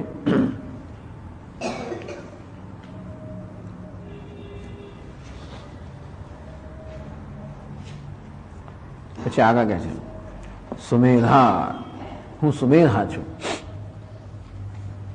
સુમેધા શોભના મેધા સાર્વજ્ઞ લક્ષણા યસ્ય મમ સોહમ સુમેધા સંસાર સ્થિતે ઉત્પત્તિ ઉપસંહાર કૌશલ યોગાદ સુમેધસ્ત્વમ. હું સુમેધા છું. સુ એટલે સુષ્ઠુ કે શોભના. શોભના મેધા યસ્ય સોહમ સુમેધા. જેની શોભના અત્યંત શોભન સુશોભિત જેની મેધા છે. તો મેધામાં વળી સુશોભિત છું. મેધા એટલે કે જ્ઞાન, જેનું જ્ઞાન સુશોભિત છે, શોભાયમાન જ્ઞાન ધરાવનાર છે. સાર્વજ્ઞ લક્ષણા. મારું જ્ઞાન કેવું છે? મારી મેધા કેવી છે? સાર્વજ્ઞ લક્ષણા. હું સર્વજ્ઞ છું, સર્વને જાણનાર છું. તો આવું સર્વજ્ઞત્વ રૂપી મેધા કે જ્ઞાન ધરાવનાર હોવાના કારણે હું સુમેધા છું. લાગે છે પોતાની બહુ બળાશ હાંકે છે, પણ છતાં આત્મતત્વનો અહીંયા આગળ જે આત્મતત્વ એનું અહીંયા આગળ વાસ્તવિક ઉદ્ઘાટન કરે છે. શોભના બ્રહ્મજ્ઞાનોપયોગીની મેધા એમ પણ કહેવાય કે બ્રહ્મજ્ઞાનની ઉપયોગી, બ્રહ્મજ્ઞાનમાં ઉપયોગી મેધા. આપણે આગળ વાત કરીએ ને કે મેધા શક્તિ જોઈએ. ગ્રંથ તદર્થ ધારણ સામર્થ્ય લક્ષણ. મેધા કોને કહેવાય? કે ગ્રંથને આપણે સમજી શકીએ, ગ્રંથના અર્થને સમજી શકીએ અને અર્થને ધારણ કરી શકીએ. એક તો પહેલા આપણે યાદ રહેવું, પહેલા આપણે પાઠ કર્યો તો વસ્તુ યાદ રહેવી, એનો અર્થ સમજાવો અને અર્થ સાથે પાઠ યાદ રહેવો. અન્નમ મેધા. તો મેધાથી આપણને સમજાય, યાદ રહે અને જળવાઈ રહે, અને તે પણ સૂક્ષ્મ અર્થ આપણે સમજાય અને યાદ રહે, એનું ધારણ કરી શકીએ. એ પ્રકારની શક્તિને, બુદ્ધિની શક્તિને મેધા કહેવામાં આવે છે. તો એ મેધા મારામાં છે, કારણ કે બ્રહ્મજ્ઞાન એના માટે આવશ્યક છે. એ બ્રહ્મજ્ઞાન માટે આવશ્યક મેધા જે છે એ હું ધરાવું છું, માટે હું સુમેધા છું. અથવા તો સર્વજ્ઞતા જેનું લક્ષણ છે એવી મેધા હું ધરાવું છું. તો આ વિદ્વાન સર્વજ્ઞ બની ગયો. સર્વજ્ઞ કોને કહેવાય? સર્વમ જાનાતિ સર્વજ્ઞ. જેને સર્વનું જ્ઞાન છે નામ સર્વજ્ઞ. આ બ્રહ્મજ્ઞાની કેવો છે? સર્વજ્ઞ, બધું જ જાણે છે. એ તો ગૌણ અર્થમાં સર્વજ્ઞ કહેવો જોઈએ, એને મુખ્ય અર્થમાં સર્વજ્ઞ ના કહેવાય. આમ આપણા કરતા બહુ બધું જાણતો હોય, બરોબર છે. કઈ બધી સૂક્ષ્મ ગ્રહણ શક્તિ હોવાને કારણે જે સામાન્ય માણસો ન સમજી શકે એ બધું પણ સમજી શકતો હોય, પારખી શકતો હોય, અને છતાં પણ સર્વજ્ઞ છે એમ તો ન કહેવાય. છતાં સર્વજ્ઞ એ માટે કહી શકાય કે બ્રહ્મ સત્યમ જગત મિથ્યા. ટૂંકમાં જગતનું જે મૂળ રહસ્ય છે બ્રહ્મ એને જાણે છે. સમગ્ર જગતનો આત્મા હું છું એ જગતનું સત્ય જાણે છે. જેમ કે આ ઘડાનું સત્ય માટી છે, તેથી આપણે જાણીએ કે ઘડો એ માટી છે. આમ માટીને ઘડાના તત્વરૂપે જાણતા હોય તો ઘડાને જાણવું કહેવાય. એ રીતે સમગ્ર જગતના તત્વને જાણતો હોવાને કારણે બ્રહ્મજ્ઞાને પણ સર્વજ્ઞ કહી શકાય ગૌણ અર્થમાં. अस्माद्भ्येवात्मनो यद्यत् कामाय तत्तत् સૃજતે. ઘણીવાર તો બ્રહ્મજ્ઞાનીને ઈશ્વર સાથે તાદાત્મ્ય હોવાના કારણે એમ કહે કે હું જગતનો સર્જક છું, જે કે કામના કરું છું તે હું સર્જું છું, એવું પણ માન્યતા છે. એવમ વિજાનત આત્મઃ પ્રાણ વગેરે. ટૂંકમાં આ પ્રકારનું જ્ઞાન જે પ્રાપ્ત કરે છે એના પ્રાણ ઉત્ક્રમણ કરતા નથી અને જે સર્જન કરવું એ કરતો. એવી પણ ઘણી વાત એવું કહેવામાં આવતું હોય છે બ્રહ્મજ્ઞાનીઓ માટે. અને છતાં પણ સર્વજ્ઞ તો કોઈ હોઈ ના શકે, કારણ કે જ્ઞાન એ તો બુદ્ધિનો ધર્મ છે. અને બ્રહ્મજ્ઞાની હોય તો પણ એની બુદ્ધિ મર્યાદિત રહેવાની, બુદ્ધિમાં મર્યાદાઓ રહેવાની, ઉપાધિની મર્યાદાઓથી મુક્ત થતો નથી. એની ઘણી બધી મર્યાદાઓમાંથી મુક્ત થયા છતાં પણ ઉપાધિની મર્યાદામાં મુક્ત ના થાય. એના માટે સર્વજ્ઞ હું છું એ કહેવું એનો અર્થ એ કે ગૌણ અર્થમાં હું સર્વજ્ઞ છું. સમગ્ર જગતનું જે તત્વ છે એ તત્વને હું જાણું છું. અથવા કહ્યું સર્વજ્ઞ સંસાર સ્થિતિ ઉત્પત્તિ સંહાર કૌશલ્યોગા સુમેધસ્ત્વ. શંકરાચાર્ય કહે છે સંસારને ઉત્પન્ન કરવો, એને જાળવવો, એનો સંહાર કરવો એવી કુશળતા જેનામાં છે એવી બુદ્ધિ હું ધરાવું છું. ટૂંકમાં ઈશ્વર સાથે તાદાત્મ્ય હોવાને કારણે, ઈશ્વર પોતાની ઈશ્વર અભિન્ન માનતો હોવાને કારણે ઈશ્વરમાં જે શક્તિઓ છે એ શક્તિઓ મારી, હું જ છું, હું જ ઈશ્વર છું. એટલે જયારે એની ઉપાધિ સાથે તાદાત્મ્ય હોતું નથી, એટલે વ્યવહાર જયારે ન કરતો હોય તો ઈશ્વર પૂર્ણ જયારે તાદાત્મ્ય ત્યારે કહી શકે કે હું ઈશ્વર છું, હું જગતનો સર્જક છું, હું જગતનો પાલક છું, હું જગતનો સંહારક છું. કારણ કે જેની સંધિની માત્રથી જગતની સર્જન પાલન સંહાર ક્રિયાઓ થતી હોય એ ચૈતન્ય હું છું. મારી સંધિમાં સર્વ થયેલો છે માટે એ દ્રષ્ટિએ હું જગતનો સર્જક છું, પાલક છું, સંહારક છું. એનો અર્થ નહીં કે ઉપાધિના સ્તરે જગતનું સર્જન કરી શકે એવું નથી. પરંતુ જે ચૈતન્ય સંધિમાં જગતનું સર્જન પાલન સંહાર થતો હોય એ ચૈતન્ય હું છું. અંતે આ સમગ્ર જગતનો પ્રેરયિતા છું, સર્વ ક્રિયાઓનો પ્રેરક છું. સુમેધા. અને આ રીતે હું શોભના કે શોભાયમાન મેધા ધરાવું છું.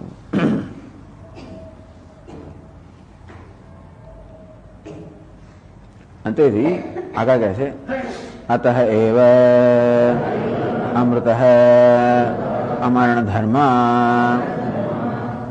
અને મારું અમૃત છું, અમરણ ધર્મ એવું જ હોવાને કારણે હું અમર છું, અર્થાત મારું મૃત્યુ નથી. જગત હેતુત્વાત. સમગ્ર જગતનું કારણ હોવાના કારણે હું જગતના સર્જન પાલન લય માટે હું જવાબદાર છું. હું સ્વયં જગતના પાલન સર્જન લય વગેરેથી મુક્ત છું.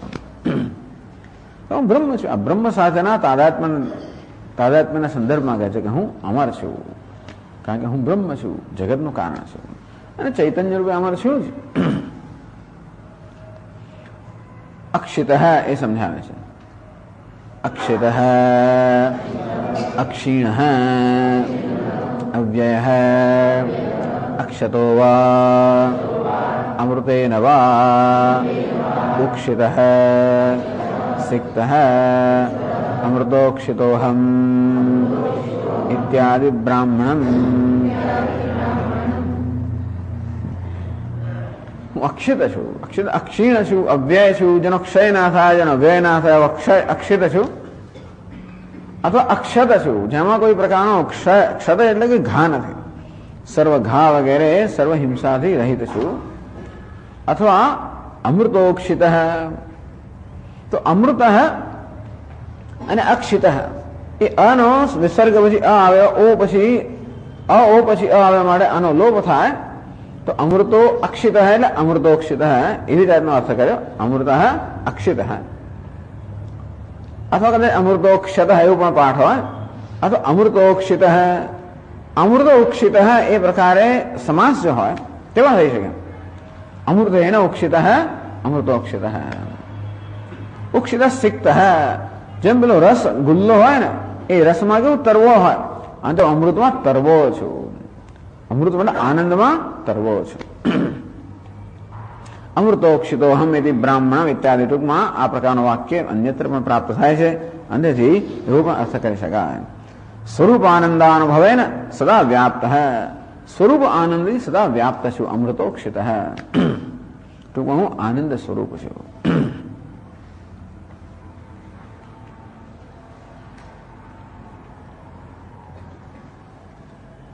તો આ પ્રકારે આ મંત્રનો અર્થ કર્યો.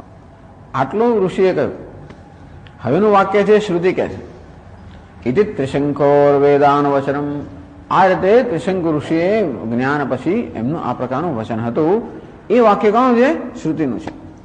અહમ વૃક્ષસ્ય રેવાથી માંડીને અમૃતોક્ષિત ત્યાં સુધી વાક્ય ત્રિશંકુ ઋષિના છે.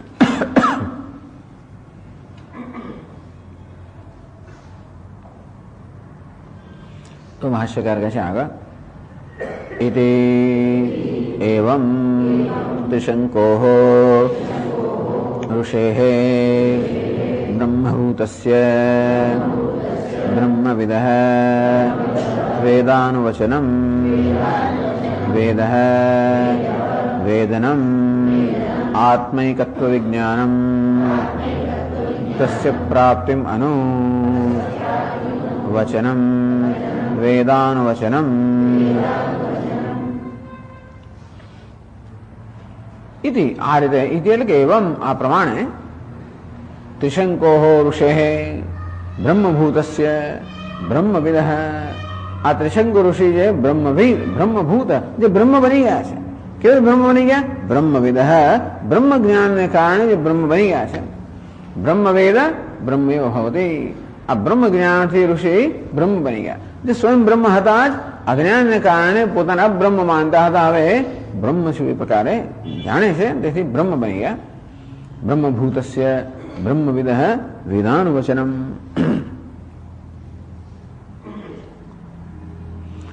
વેદાનું વેદ વેદનમ. આ વેદ શબ્દ નથી, વેદનમ એટલે જ્ઞાન એવું કરવાના. આત્મ એકત્વ વિજ્ઞાનમ. આત્માના એકત્વનું જે વિજ્ઞાન છે કે સર્વાત્મકનું જે વિજ્ઞાન છે વેદ કહેવામાં આવ્યો. વેદનમ તસ્ય પ્રાપ્તિ અનુ એટલે પશ્ચાત, અનુ એટલે પછીથી. વેદ અનુવચનમ. આ પ્રકારે સર્વાત્મકનું જે જ્ઞાન થયા પછી જે વચન નીકળ્યું એનું નામ છે વેદાનુવચનમ. આ ત્રિશંકુ ઋષિ એમને સર્વાત્મકનું જ્ઞાન પ્રાપ્ત થયા પછી જે વચન આપવા એમને સ્ફુર્યું એ આ વચન છે. એટલે એના રચયિતા પણ નથી, એના દ્રષ્ટા છે. એટલે એ જ કહે છે આગળ, આત્મન કૃતકૃત્યદાખ્યાપનાર્થમ વામદેવવત ત્રિશંકુના આર્ષેણ દર્શનેન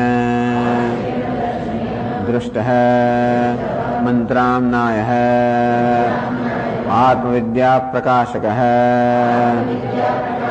ઇત્યર્થઃ. આત્મનઃ કૃતકૃત્યાખ્યાપનાર્થમ. ક્યું કૃતકૃત્ય બની ગયો? કૃતમ કૃત્યમ યેન સહ કૃતકૃત્ય. જીવનમાં જે કંઈ સિદ્ધ કરવાનું એ બધું સિદ્ધ થઈ ગયું. આમ મને કૃતકૃત્ય પૂર્ણ સંતોષ પ્રાપ્ત થયો. આમ પોતાના વિશે જે પૂર્ણ સંતોષ પ્રાપ્ત થયો છે, ખ્યાપનાર્થમ એ વસ્તુ પ્રગટ કરવા માટે, જાહેર કરવા માટે વામદેવવત. હવે બીજે પણ આ વચન છે, અહમ મનોરભવમ સૂર્યસ્ય. આમ વામદેવ પ્રતિપેદે પશ્યન વામદેવ પ્રતિપેદે. વામદેવે પણ જયારે અહમ બ્રહ્માસ્મિ આ બ્રહ્મનું જ્ઞાન થયું, એ બ્રહ્મના જ્ઞાન સાથે આ પ્રકારનું એમણે વચન આપ્યું, અથવા આ પ્રકારનો ઘોષ કર્યો, અહમ મનુ અભવમ સૂર્યશ્ચેતી. હું મનુ છું, હું સૂર્ય છું, હું સર્વનો આત્મા છું. એમ કહીને પોતાના બળગાને જ મૂકતા. આત્મના કૃતકૃત્યતા ખ્યાપનાર્થમ. આ વસ્તુ પણ છે, આનંદથી આ વસ્તુ કહેવાય છે. આ બધું આનંદ પ્રગટ કરે છે, પોતાની કૃતકૃત્યતા પ્રગટ કરે છે, એ પ્રગટ થઈ જતી હોય છે. જેમ ભગવાન આખો દિવસ કહ્યા કરે ને, અહમ ક્રતુઃ, અહમ યજ્ઞ, સ્વધા અહમ, અહમ ઔષધમ, અહમ મંત્ર, અહમ એવાજ્યમ, અહમ અગ્નિ, અહમ હુતમ. અરે હું આ છું, હું તો છું, હું ફલાણું છું.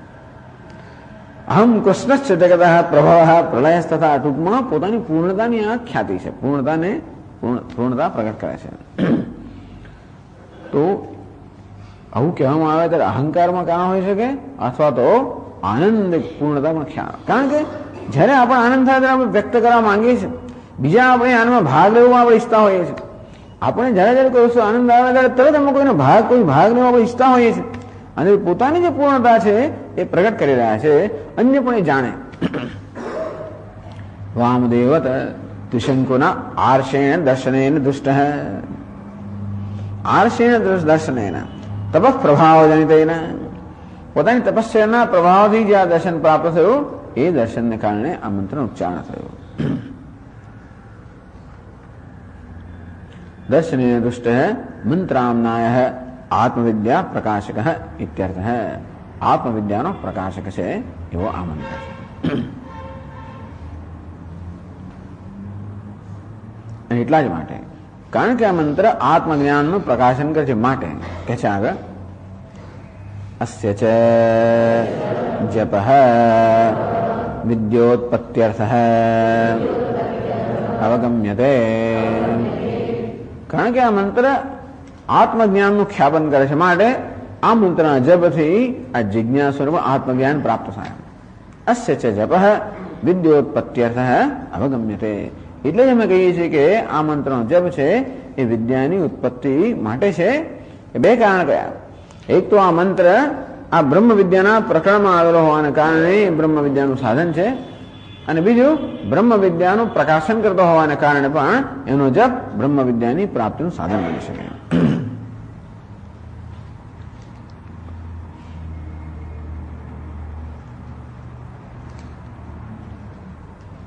તો આગળના અનુવાકની અંદર તો કર્મનું નિરૂપણ કરવામાં આવ્યું, અને હવે એકદમ આ ઋષિનું જે આત્મદર્શન છે એની ખ્યાપ એ કહેવામાં આવ્યું.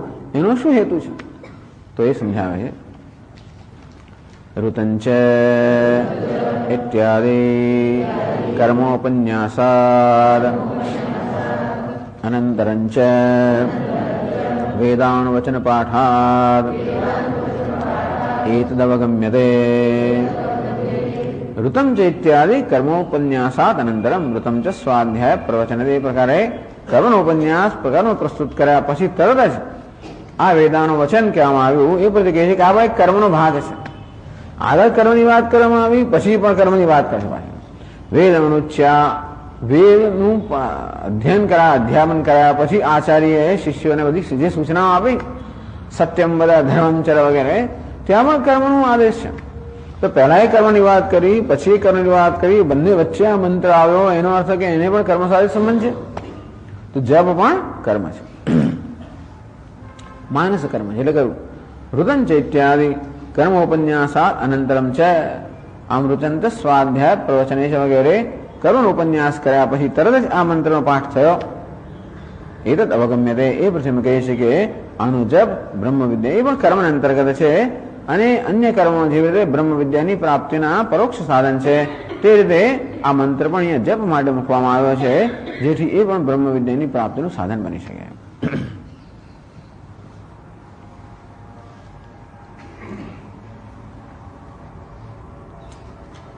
છેલ્લે કહે છે એવં શ્રૌતસ્માર્તેષુ નિત્યેષુ કર્મસુ યુક્તસ્ય નિષ્કામસ્ય પરમ બ્રહ્મ વિવિદિષોઃ આર્ષાણિ દર્શનાનિ પ્રાદુર્ભવન્તિ આત્માદિ વિષયાણિ ઇતિ. એવં આ રીતે શ્રુત સ્માર્તેષુ નિત્યેષુ કર્મસુ યુક્તસ્ય. આ રીતે શ્રુતિ અને સ્મૃતિમાં જેનું વિધાન કરવામાં આવ્યું છે એવા નિત્ય નૈમિત્તિક કરવામાં જે લાગેલો છે, તો કેવો છે? નિષ્કામસ્ય. તો એ કર્મ કામનાથી સકામ કરવામાં આવે તો જરૂર એ પોતાનું ફળ આવે, પરંતુ અંતઃકરણ શુદ્ધિ પ્રાપ્ત ન થાય. જો કે કોઈ પુણ્ય કર્મ કરીએ તો અંતઃકરણ શુદ્ધિ પ્રાપ્ત થાય. કોઈ ઈચ્છાથી પ્રેરણા આપણે પુણ્ય કર્મ કરતો તો અંતઃકરણ શુદ્ધિ પ્રાપ્ત થાય. પણ અંતઃકરણ શુદ્ધિમાં બે પ્રકારની છે. એક જો આપણે સકામ કર્મ કર્યું હોય તો પણ અંતઃકરણ શુદ્ધિ થાય, પણ એ કેવી? પેલું કર્મ કર્યા પછી જે ભોગ મળશે આપણને એ ભોગવવા માટે જ અંતઃકરણ શુદ્ધિ એવી પ્રાપ્ત થાય. ટૂંકમાં સકામ કર્મ કર્યા પછી આપણે વિષયનો ભોગ કરવા માટેની આવશ્યક અંતઃકરણ શુદ્ધિ પ્રાપ્ત કરીએ. એ જ કર્મ જો નિષ્કામ કરવામાં આવે, અર્થાત કોઈ પ્રકારની ભૌતિક અપેક્ષા વગર કરવામાં આવે, માત્ર અને પરમેશ્વર પ્રિયતા, આના વડે મને અંતઃકરણ શુદ્ધિ પ્રાપ્ત થાય. અચંચલ નિષ્કપટ ભક્તિ સિદ્ધ્યર્થમ. આવડે મને ભગવાનના ચરણ કમળમાં અચંચલ નિષ્કપટ ભક્તિ પ્રાપ્ત થાવ. આ પ્રકારની કામ નિષ્કામ એટલે કે કોઈ ભૌતિક કામના નહીં, એનો આમ અર્થ નિષ્કામ, કોઈ પ્રકારની ભૌતિક કામના વગરનો. ટૂંકમાં આ કર્મ કર્યાથી મને કોઈ પ્રકારની ભૌતિક પ્રાપ્તિ થાવ એ પ્રકારની કોઈ કામના વગર. જ્યારે કર્મ કરવામાં આવે તો એ કર્મ એવા પ્રકારની અંતઃકરણ શુદ્ધ ઉત્પન્ન કરે જે બ્રહ્મ વિદ્યાનો ઉપયોગી હોય. તેમાં પણ બ્રહ્મ વિવિધિશો સાંસારિક ફલેશુ નિસ્પૃહસ્યાપી. ધારો કોઈને સાંસારિક ફળમાં સ્પૃહા ના હોય પણ બ્રહ્મ વિદ્યામાં જ રસ ના જન્મ્યો હતો તો એને પણ નહીં. એટલે કહ્યું પરમ બ્રહ્મ વિવિધિશો, નિષ્કામ કર્મ કરે છે અને જોડે જોડે જે મને ભક્તિ વગેરે જોઈએ છે શેને માટે છે તો કે પરમ બ્રહ્મનું જ્ઞાન થાય માટે. અને તો વિવિધિશા ઉત્પન્ન થાય. તમે તો વેદાન વચનેન બ્રાહ્મણ વિવિધિશંતિ યજ્ઞેન દાનેન તપસા અનાશકેન. તો બ્રાહ્મણ એટલે કે આ જિજ્ઞાસુઓ કે સાધકો આ યજ્ઞ દાન તપશ્ચર્યા વેદ પાઠ વગેરે કર્મ કરે છે જેથી વિવિધિશા અર્થાત આપણે જ્ઞાનની જિજ્ઞાસા ઉત્પન્ન થાય. વિવિધિશાના બે અર્થ કર્યા. કોઈ કહેશે કે જ્ઞાન ઉત્પન્ન થાય, કોઈ કહેશે ઈચ્છા, જ્ઞાનની ઈચ્છા ઉત્પન્ન થાય. કોણ કહે જ્ઞાન ઉત્પન્ન થાય, કોણ કહે જ્ઞાનની ઈચ્છા ઉત્પન્ન. વેદાંતની અંદર વિવિધિશા વિવિધ ધાતુ આવે ને, ધાતુને પ્રત્યય લાગ્યો. પ્રત્યય મહત્વનો છે કે ધાતુ મહત્વની છે એવો અભિપ્રાય વ્યાકરણની અંદર પણ અભિપ્રાય છે કે જયારે ધાતુને પ્રત્યય લગાડવામાં આવે ત્યારે પ્રત્યય મહત્વનો છે કે ધાતુ મહત્વની છે. કોઈ કે પ્રત્યય મહત્વનો છે, કોઈ કે ધાતુ મહત્વની છે. તો એમ કહે છે કે પ્રત્યય મહત્વનો છે. પ્રત્યય એટલે વિદ અને એને આ શું પ્રત્યય લાગ્યો, સન પ્રત્યય લાગ્યો અને તેથી એમાંથી વિવિધિશા એ પ્રકારનો અર્થ શબ્દ બન્યો. વિવિધિશમાંથી વિવિધિશા નામ બન્યું. તો જો પ્રત્યય મહત્વનો હોય તો એનો અર્થ ઈચ્છા મહત્વની છે. એટલે વાચસ્પતિ મિશ્ર ભામતીકાર એમનો મત એવો છે કે વિવિધિશા અર્થાત જ્ઞાનની ઈચ્છા. ટૂંકમાં આપણે આપણા નિત્ય નૈમિત્તિક કર્મ જો નિષ્કામ ભાવે કરીએ તો જ્ઞાનની ઈચ્છા ઉત્પન્ન થાય. જ્યારે વિવરણ પ્રસ્થાન એ લોકો એમ કહે છે કે નહીં નહીં આ વિવિધિશા શબ્દનો વિદ અર્થાત ધાતુ મહત્વનો છે, જ્ઞાન મહત્વનું છે. અને તેથી નિત્ય નૈમિત્તિક કર્મ નિષ્કામ ભાવે કરો તો જ્ઞાન ઉત્પન્ન થાય. આવું કહેનારા છે. કોણ કહે છે? વિવરણ પ્રસ્થાન. ટૂંકમાં જેનો આપણે અનુસરણ કરી છે એ પ્રસ્થાન કહે છે કે નિત્ય નૈમિત્તિક કર્મના પરિણામે જ્ઞાન ઉત્પન્ન થતો વિચાર કરો. હવે એટલે યત સાંખ્ય પ્રાપ્યતે સ્થાનમ તદ્યોગે અભિગમ્યતે. એકમ સાંખ્યમ છે યોગમ છે યહ પશ્યતિ સ પશ્યતિ. સીધું શું કહેવામાં કર્મથી જ્ઞાન ઉત્પન્ન થાય. ટૂંકમાં કર્મ હંમેશા જ્ઞાન ઉત્પન્ન કરનારા છે. એની ચર્ચા આપણે ઘણી કરી ત્યાં આગળ મહિનાગરમાં કરી કે કર્મ કરતી વખતે હંમેશા સમજ તો હોવી જોઈએ. આમ સમજમાંથી કર્મ જન્મે અને કર્મ વહી સમજ જન્મ આવે. યોગની ભાવથી કર્મ થતો તો કર્મ સમજમાંથી જન્મે અને કર્મના પરિણામે સમજ જન્મે. બાકી બીજું જ્ઞાન સિવાય જીવનમાં છે શું? આપણે જેને ભોગ કહીએ છીએ એ પણ ખરેખર જ્ઞાન જ છે. ભોગ એટલે શું? આપણા ઇન્દ્રિયોનો વિષય સાથે સંપર્ક થાય. આમ સરસ સંગીત સાથે સંપર્ક થાય, સરસ સ્વાદ સાથે જ્ઞાન જ છે ને. સ્વાદનું જ્ઞાન, શબ્દનું જ્ઞાન. આપણી જ્ઞાનેન્દ્રિયો છે, જ્ઞાનેન્દ્રિયો દ્વારા આપણે વિષયનો અનુભવ કરતા હોઈએ છીએ ને. અને એની ખરેખર એ જ્ઞાન એટલે શું? એ ભોગ એટલે જ્ઞાન જ છે.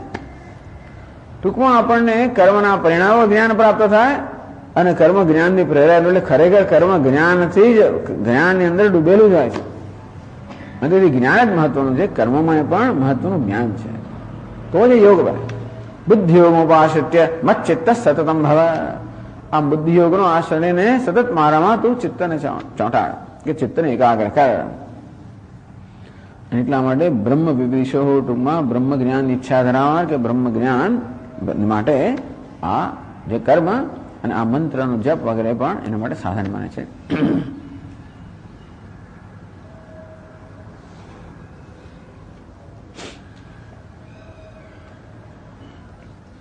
પણ જે લોકો એમ કહે છે કે વિવિધિશા અર્થાત જ્ઞાનની ઈચ્છા ઉત્પન્ન થાય છે એ લોકો એવું કે એ સરળ અર્થ કરે.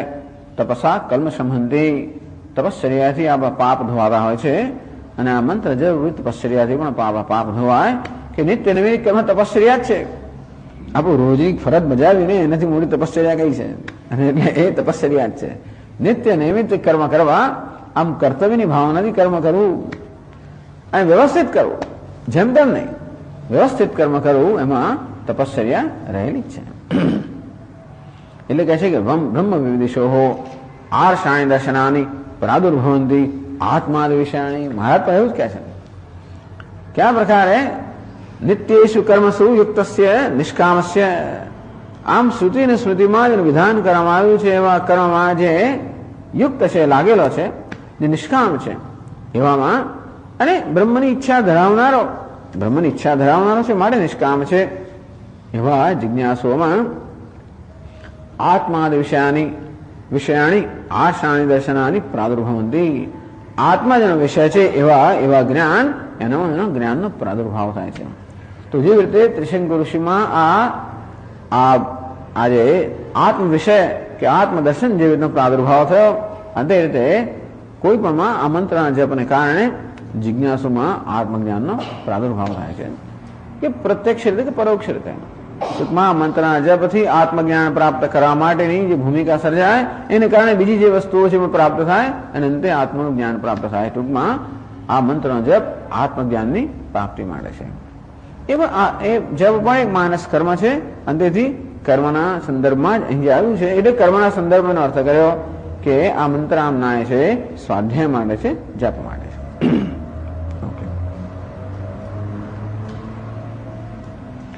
ઓમ પૂર્ણમદ પૂર્ણમિદં પૂર્ણાત પૂર્ણમુદચ્યતે પૂર્ણસ્ય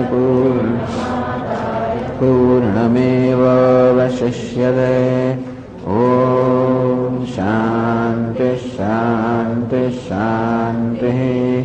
શંકરં શંકરાચાર્યં કેશવં બાદરાયણં सूत्रभाष्यकृतौ वन्दे भगवन्तौ पुनः पुनः. ईश्वरो गुरुरात्मेति मूर्तिभेदविभागिने व्योमवद्व्याप्तदेहाय मूर्तये नमः. ॐ शान्ति शान्ति शान्तिः. हरि ओम श्री गुरुभ्यो नमः. हरि ओम. 11મો અક્ષર થાય છે.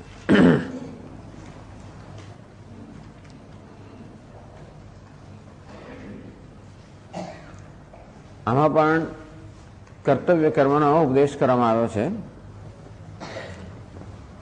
તો કેમ આ બધા કર્તવ્ય કર્મનો ઉપદેશ કરવામાં આવ્યો છે એ પહેલા શંકરાચાર્ય સમજાવે છે અને પછી આ મંત્રોની વ્યાખ્યા કરે છે. પહેલા કહે છે વેદમનુચ્ય ઇત્યેવમાદે કર્તવ્યતા ઉપદેશારંભ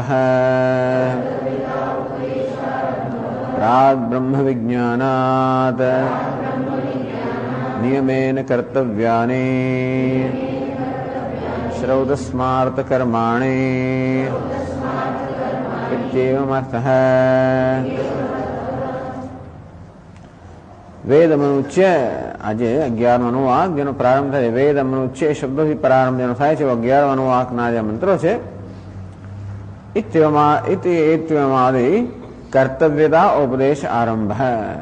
કર્તવ્યતા ઉપદેશ, શું કરવું જોઈએ એનો ઉપદેશ. સત્યમ વદ ધર્મમ ચર સ્વાધ્યાયાન મા પ્રમદ. આમ આવો કર્તવ્યનો ઉપદેશ. માતૃદેવો ભવ પિતૃદેવો ભવ આચાર્ય દેવો ભવ યાન્યવદ્યાની કર્માણી તાની સેવિતવ્યાની. આ રીતે આદેશ. તો ઉપદેશ આરંભ કે આદેશનો આરંભ થાય છે. ઉપદેશ તો આદેશનો આરંભ થાય છે. આદેશાત્મક ઉપદેશ કે આ રીતે આ પ્રમાણે કરવું જોઈએ, આ કર્તવ્ય છે, આ કરવું જોઈએ, એવું જે ઉપદેશનો આરંભ છે. પ્રાગ બ્રહ્મ વિજ્ઞાનાત નિયમેન કર્તવ્યાની શ્રુતસ્માદ કર્માણી ઇત્યર્થઃ. બ્રહ્મ વિજ્ઞાનાત પ્રાગ, જ્યાં બ્રહ્મ વિજ્ઞાન ન થયું હોય ત્યાં સુધી શ્રૌતસ્માર્ત કર્માણી નિયમેન કર્તવ્યાની. શ્રુતિ અને સ્મૃતિમાં જેનું વિધાન કરવામાં આવ્યું છે, શ્રૌત કર્મ શ્રુતિમાં વેદમાં જેનું વિધાન કરવામાં આવ્યું છે, સ્માર્ત કર્મ સ્મૃતિમાં જેનું વિધાન કરવામાં આવ્યું છે, આ બધા કર્મ નિયમેન કર્તવ્યાની, નિયમ પ્રમાણે એટલે કે જરૂર એમને કરવા જોઈએ.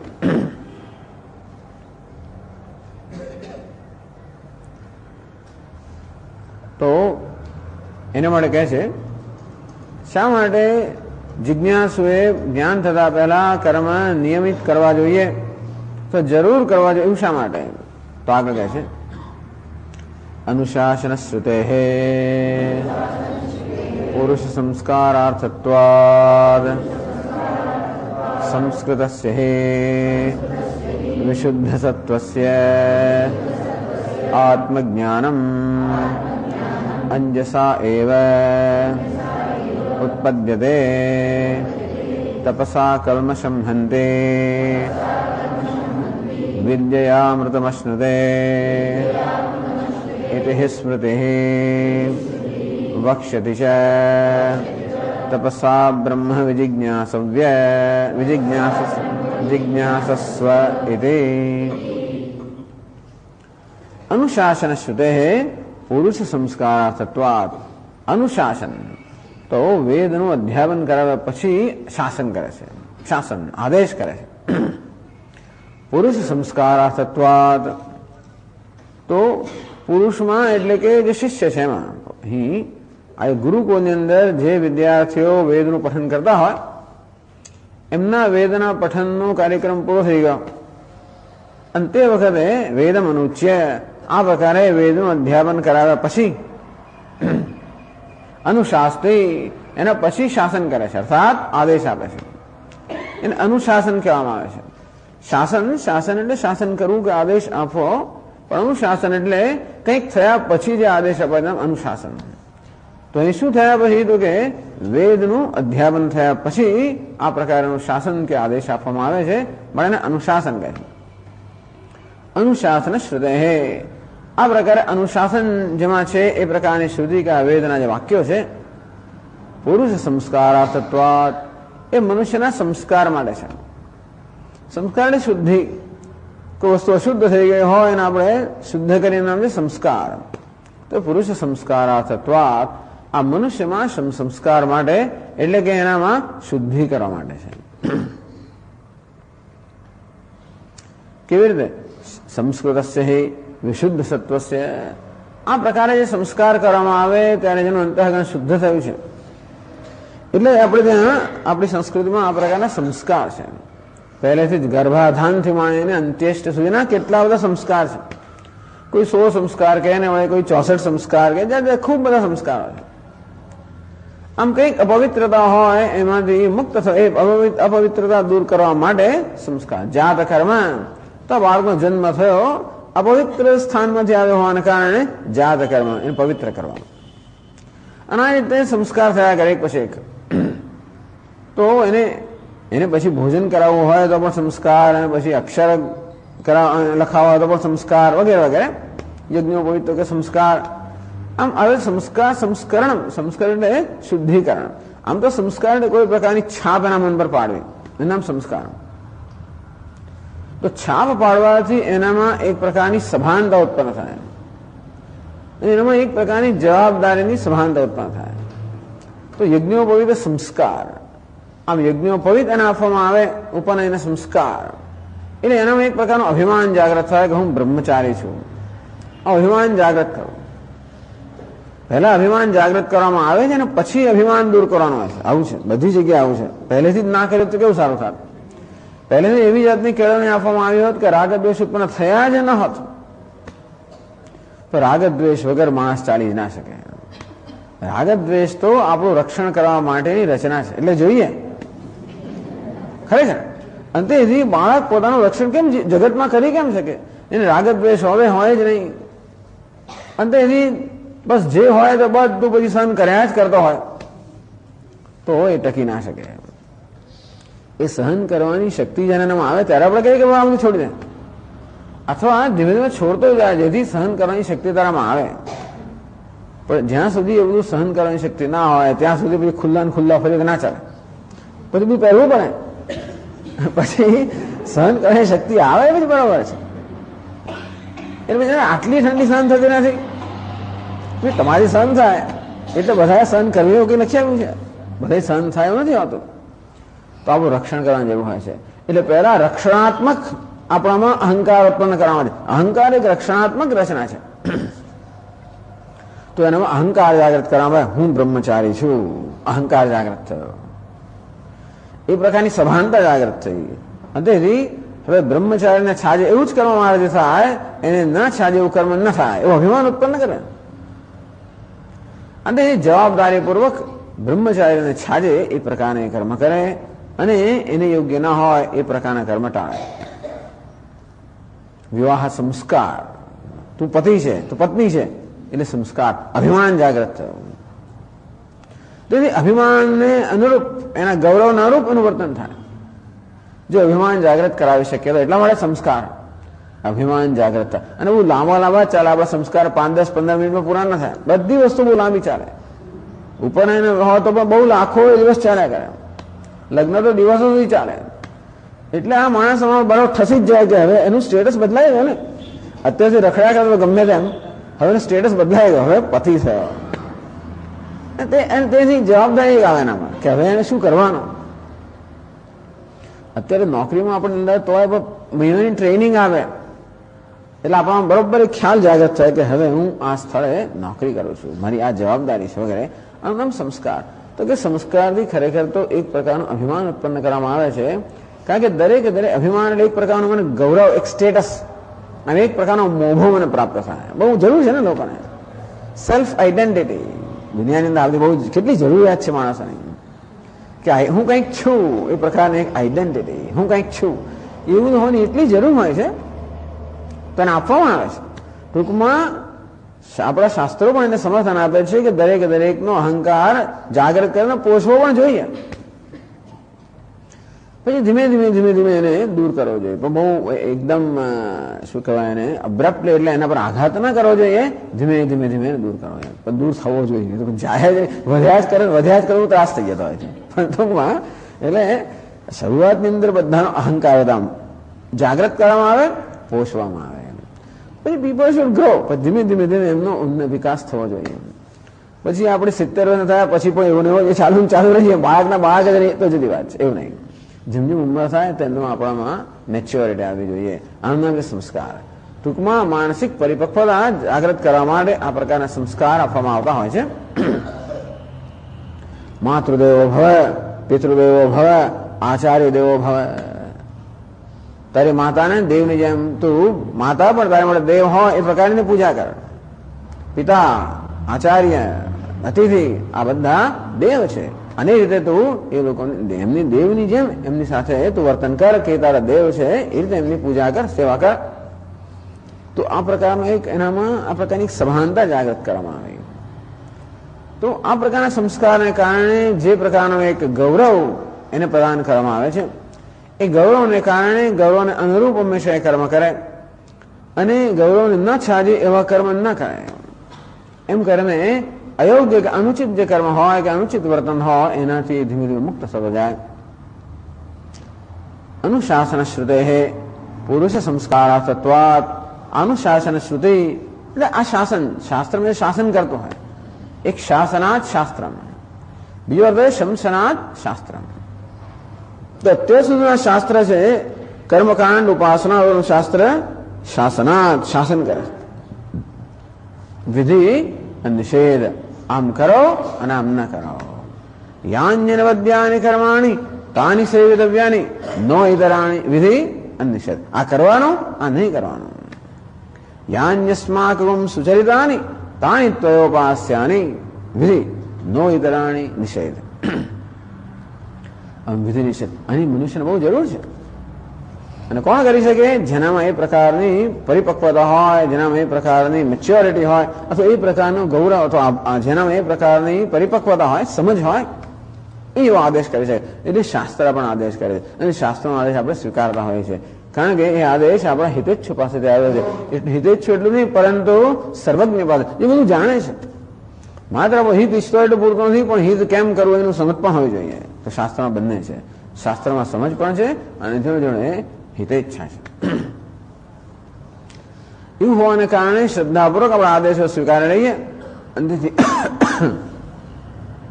આપણા માટે ગૌરવ જાગૃત થયું અને તેથી એ ગૌરવને અનુરૂપ કર્મ થાય. પુરુષ સંસ્કારાર્થત્વાત. આ બધા આદેશ જે આપવામાં આવે છે એ પુરુષમાં કે શિષ્યમાં સંસ્કાર જાગૃત કરવા માટે. સંસ્કૃતસ્ય હિ, એ પ્રકારના સંસ્કાર જાગૃત થાય તો જ પોતાનું જવાબદારી ભર્યું વર્તન થાય. એ જવાબદારી ભર્યું વર્તન છે ત્યાં હંમેશા ડિસિપ્લિન છે. ડિસિપ્લિન એટલે અનુશાસન. ડિસિપ્લિન એટલે શિસ્ત. તો કે જીવનમાં શિસ્ત આવે, અને શિસ્ત આવે તો જ આપણે જે યોગ્ય ઉચિત હોય તે કરીએ, અનુચિત ન કરીએ. વિશુદ્ધ સત્ય એમાં તપસ્યા રહેલી છે. જે કરવું જોઈએ કર્તવ્ય, જે કરવા યોગ્ય છે એ જ કરવું, અને જે કરવા યોગ્ય નથી એ ન કરવું, આમાં તપશ્ચર્યા છે. અનાશ્રિતઃ કર્મફલમ કાર્યમ કર્મ કરોતિ હૈ. કાર્યમ કર્તવ્ય, જે કરવા યોગ્ય છે, જે કરવું જોઈએ એ પ્રકારનું કર્તવ્ય કર્મ કરે. તો આ પ્રકારે પોતાના માત્ર આ રીતે પોતાની ફરજનું પાલન કરવું એ મહાન તપશ્ચર્યા છે. એટલા જ માટે કે પોતાના જે સ્વાભાવિક આવેગો હોય એ સ્વાભાવિક આવેગોને વશ કરવા, એ સ્વાભાવિક આવેગો પર કાબુ મેળવવાની આવશ્યકતા પડે છે. શક્નોતિ હૈવયસૌઢમ પ્રાક શરીર વિમોક્ષણાત કામ ક્રોધોદ્ભવમ વેગમ. આ કામ અને ક્રોધ કે રાગ દ્વેષમાંથી સતત જે આવેગ ઉત્પન્ન થતો હોય એ આવેગનું નિયંત્રણ કરવાની જરૂર પડે જ જો આપણે કર્તવ્ય કર્મ કરવું હોય તો. અર્થાત પછી આ મનુષ્યનું જીવન આવેગાત્મક ના હોય, આવેગ પ્રેરિત ના હોય, વાસના પ્રેરિત ના હોય, પરંતુ સંસ્કાર પ્રેરિત હોય, શાસ્ત્ર પ્રેરિત હોય. એટલે પોતાના રાગ દ્વેષનું કે માત્ર પોતાની વાસનાનું અનુશાસન સ્વીકાર. આમ તો માણસ અનુશાસિત જ છે જ, કશાક ના કશાક નિયમિત થયેલો જ છે. જ્યાં સુધી જીવન મુક્ત ન થાય ત્યાં સુધી અનુશાસિત જ છે. અને હું એમ માનું હું સ્વતંત્ર છું. જેમ સ્વતંત્ર છું અર્થ એ થયો કે બસ મારા આવેગો પ્રમાણે કામ કરું, બીજું કઈ નથી. સ્વતંત્ર અર્થ એ થયો કે માણસ કોઈનું સાંભળતો નથી, એનો અર્થ એ થયો કે પોતાના આવેગ પ્રમાણે કરે છે. એટલે પ્રકૃતિ સ્વામ નિયોગ છે. ભગવાન કીધું મારો આદેશ નહીં સ્વીકારે તો તારે પ્રકૃતિનો આદેશ સ્વીકારવો જ પડશે. પ્રકૃતિ સ્વામ નિયોગ છે, આ પ્રકૃતિ કે સ્વભાવ તારું નિયંત્રણ કરશે. ઇદહંકારમાં સત્ય નયોત્સેદી મન્યસે મિથ્યૈષ વ્યવસાયસ્તે. અને તું એમ માનતો હોય કે તું સ્વતંત્ર છે. અરે અર્જુન, કર્મ છોડવા માટે તું સ્વતંત્ર નથી, નહીં તો કર્મ છોડી શકાય હોત. કર્મનો ત્યાગ કરવાનો મનુષ્યને સ્વતંત્રતા નથી. એને માટે જે પરિપક્વતા જે પ્રાપ્ત ન થઈ હોય તો કર્મનો ત્યાગ ન થઈ શકે. ટૂંકમાં મનુષ્ય હંમેશા અનુશાસિત છે, નિયંત્રિત છે. અને તેથી આપણે ક્યાં તો આપણી વાસનાનું કે આપણા આવેગોનું નિયંત્રણ સ્વીકારીએ, જે સ્વીકારેલું છે, અથવા તો આપણે શાસ્ત્રનું નિયંત્રણ સ્વીકારીએ. આ મૂળ રાગદ્વેષના નિયંત્રણ આપણે હોઈએ છીએ. શાસ્ત્ર આપણામાં એક નવા રાગદ્વેષ ઉત્પન્ન કરે છે. સત્યમ વદ રાગ ઉત્પન્ન કર્યો ને, સત્યમ વદ, સત્ય બોલવું જોઈએ. એનો અર્થ એ કે અસત્ય માટે દ્વેષ, સત્ય માટે રાગ, અસત્ય માટે દ્વેષ. ધર્મમ ચર, ધર્મનું આચરણ કરવું જોઈએ. એનો અર્થ એ કે ધર્મ માટે રાગ, અધર્મ માટે દ્વેષ. તો શાસ્ત્ર પોતે પણ રાગદ્વેષ તો જાણે છે કે આ માણસ રાગદ્વેષથી પ્રેરાઈને જ કામ કરવા ટેવાય, એ કામ નહીં કરે. રાગદ્વેષથી પ્રેરિત વર્તન હોવાને કારણે જ રાગદ્વેષ બહુ ગમે. એવું હોય તો ફાવે. આપણે જે ફાવે એવું કોઈ કહેનાર હોય તો આપણને બરાબર ફાવે. એટલે આપણને જયારે શાસન કરનાર હોય, સવારે 4 વાગે ઉઠો, આમ કરો, તેટલું કરો, ફલાણું કરો, આમ, એ બધું આપણે માટે કોઈ ટાઈમ ટેબલ બનાવી આપે તો આપણે ગમે કે આ સારું કહેવાય.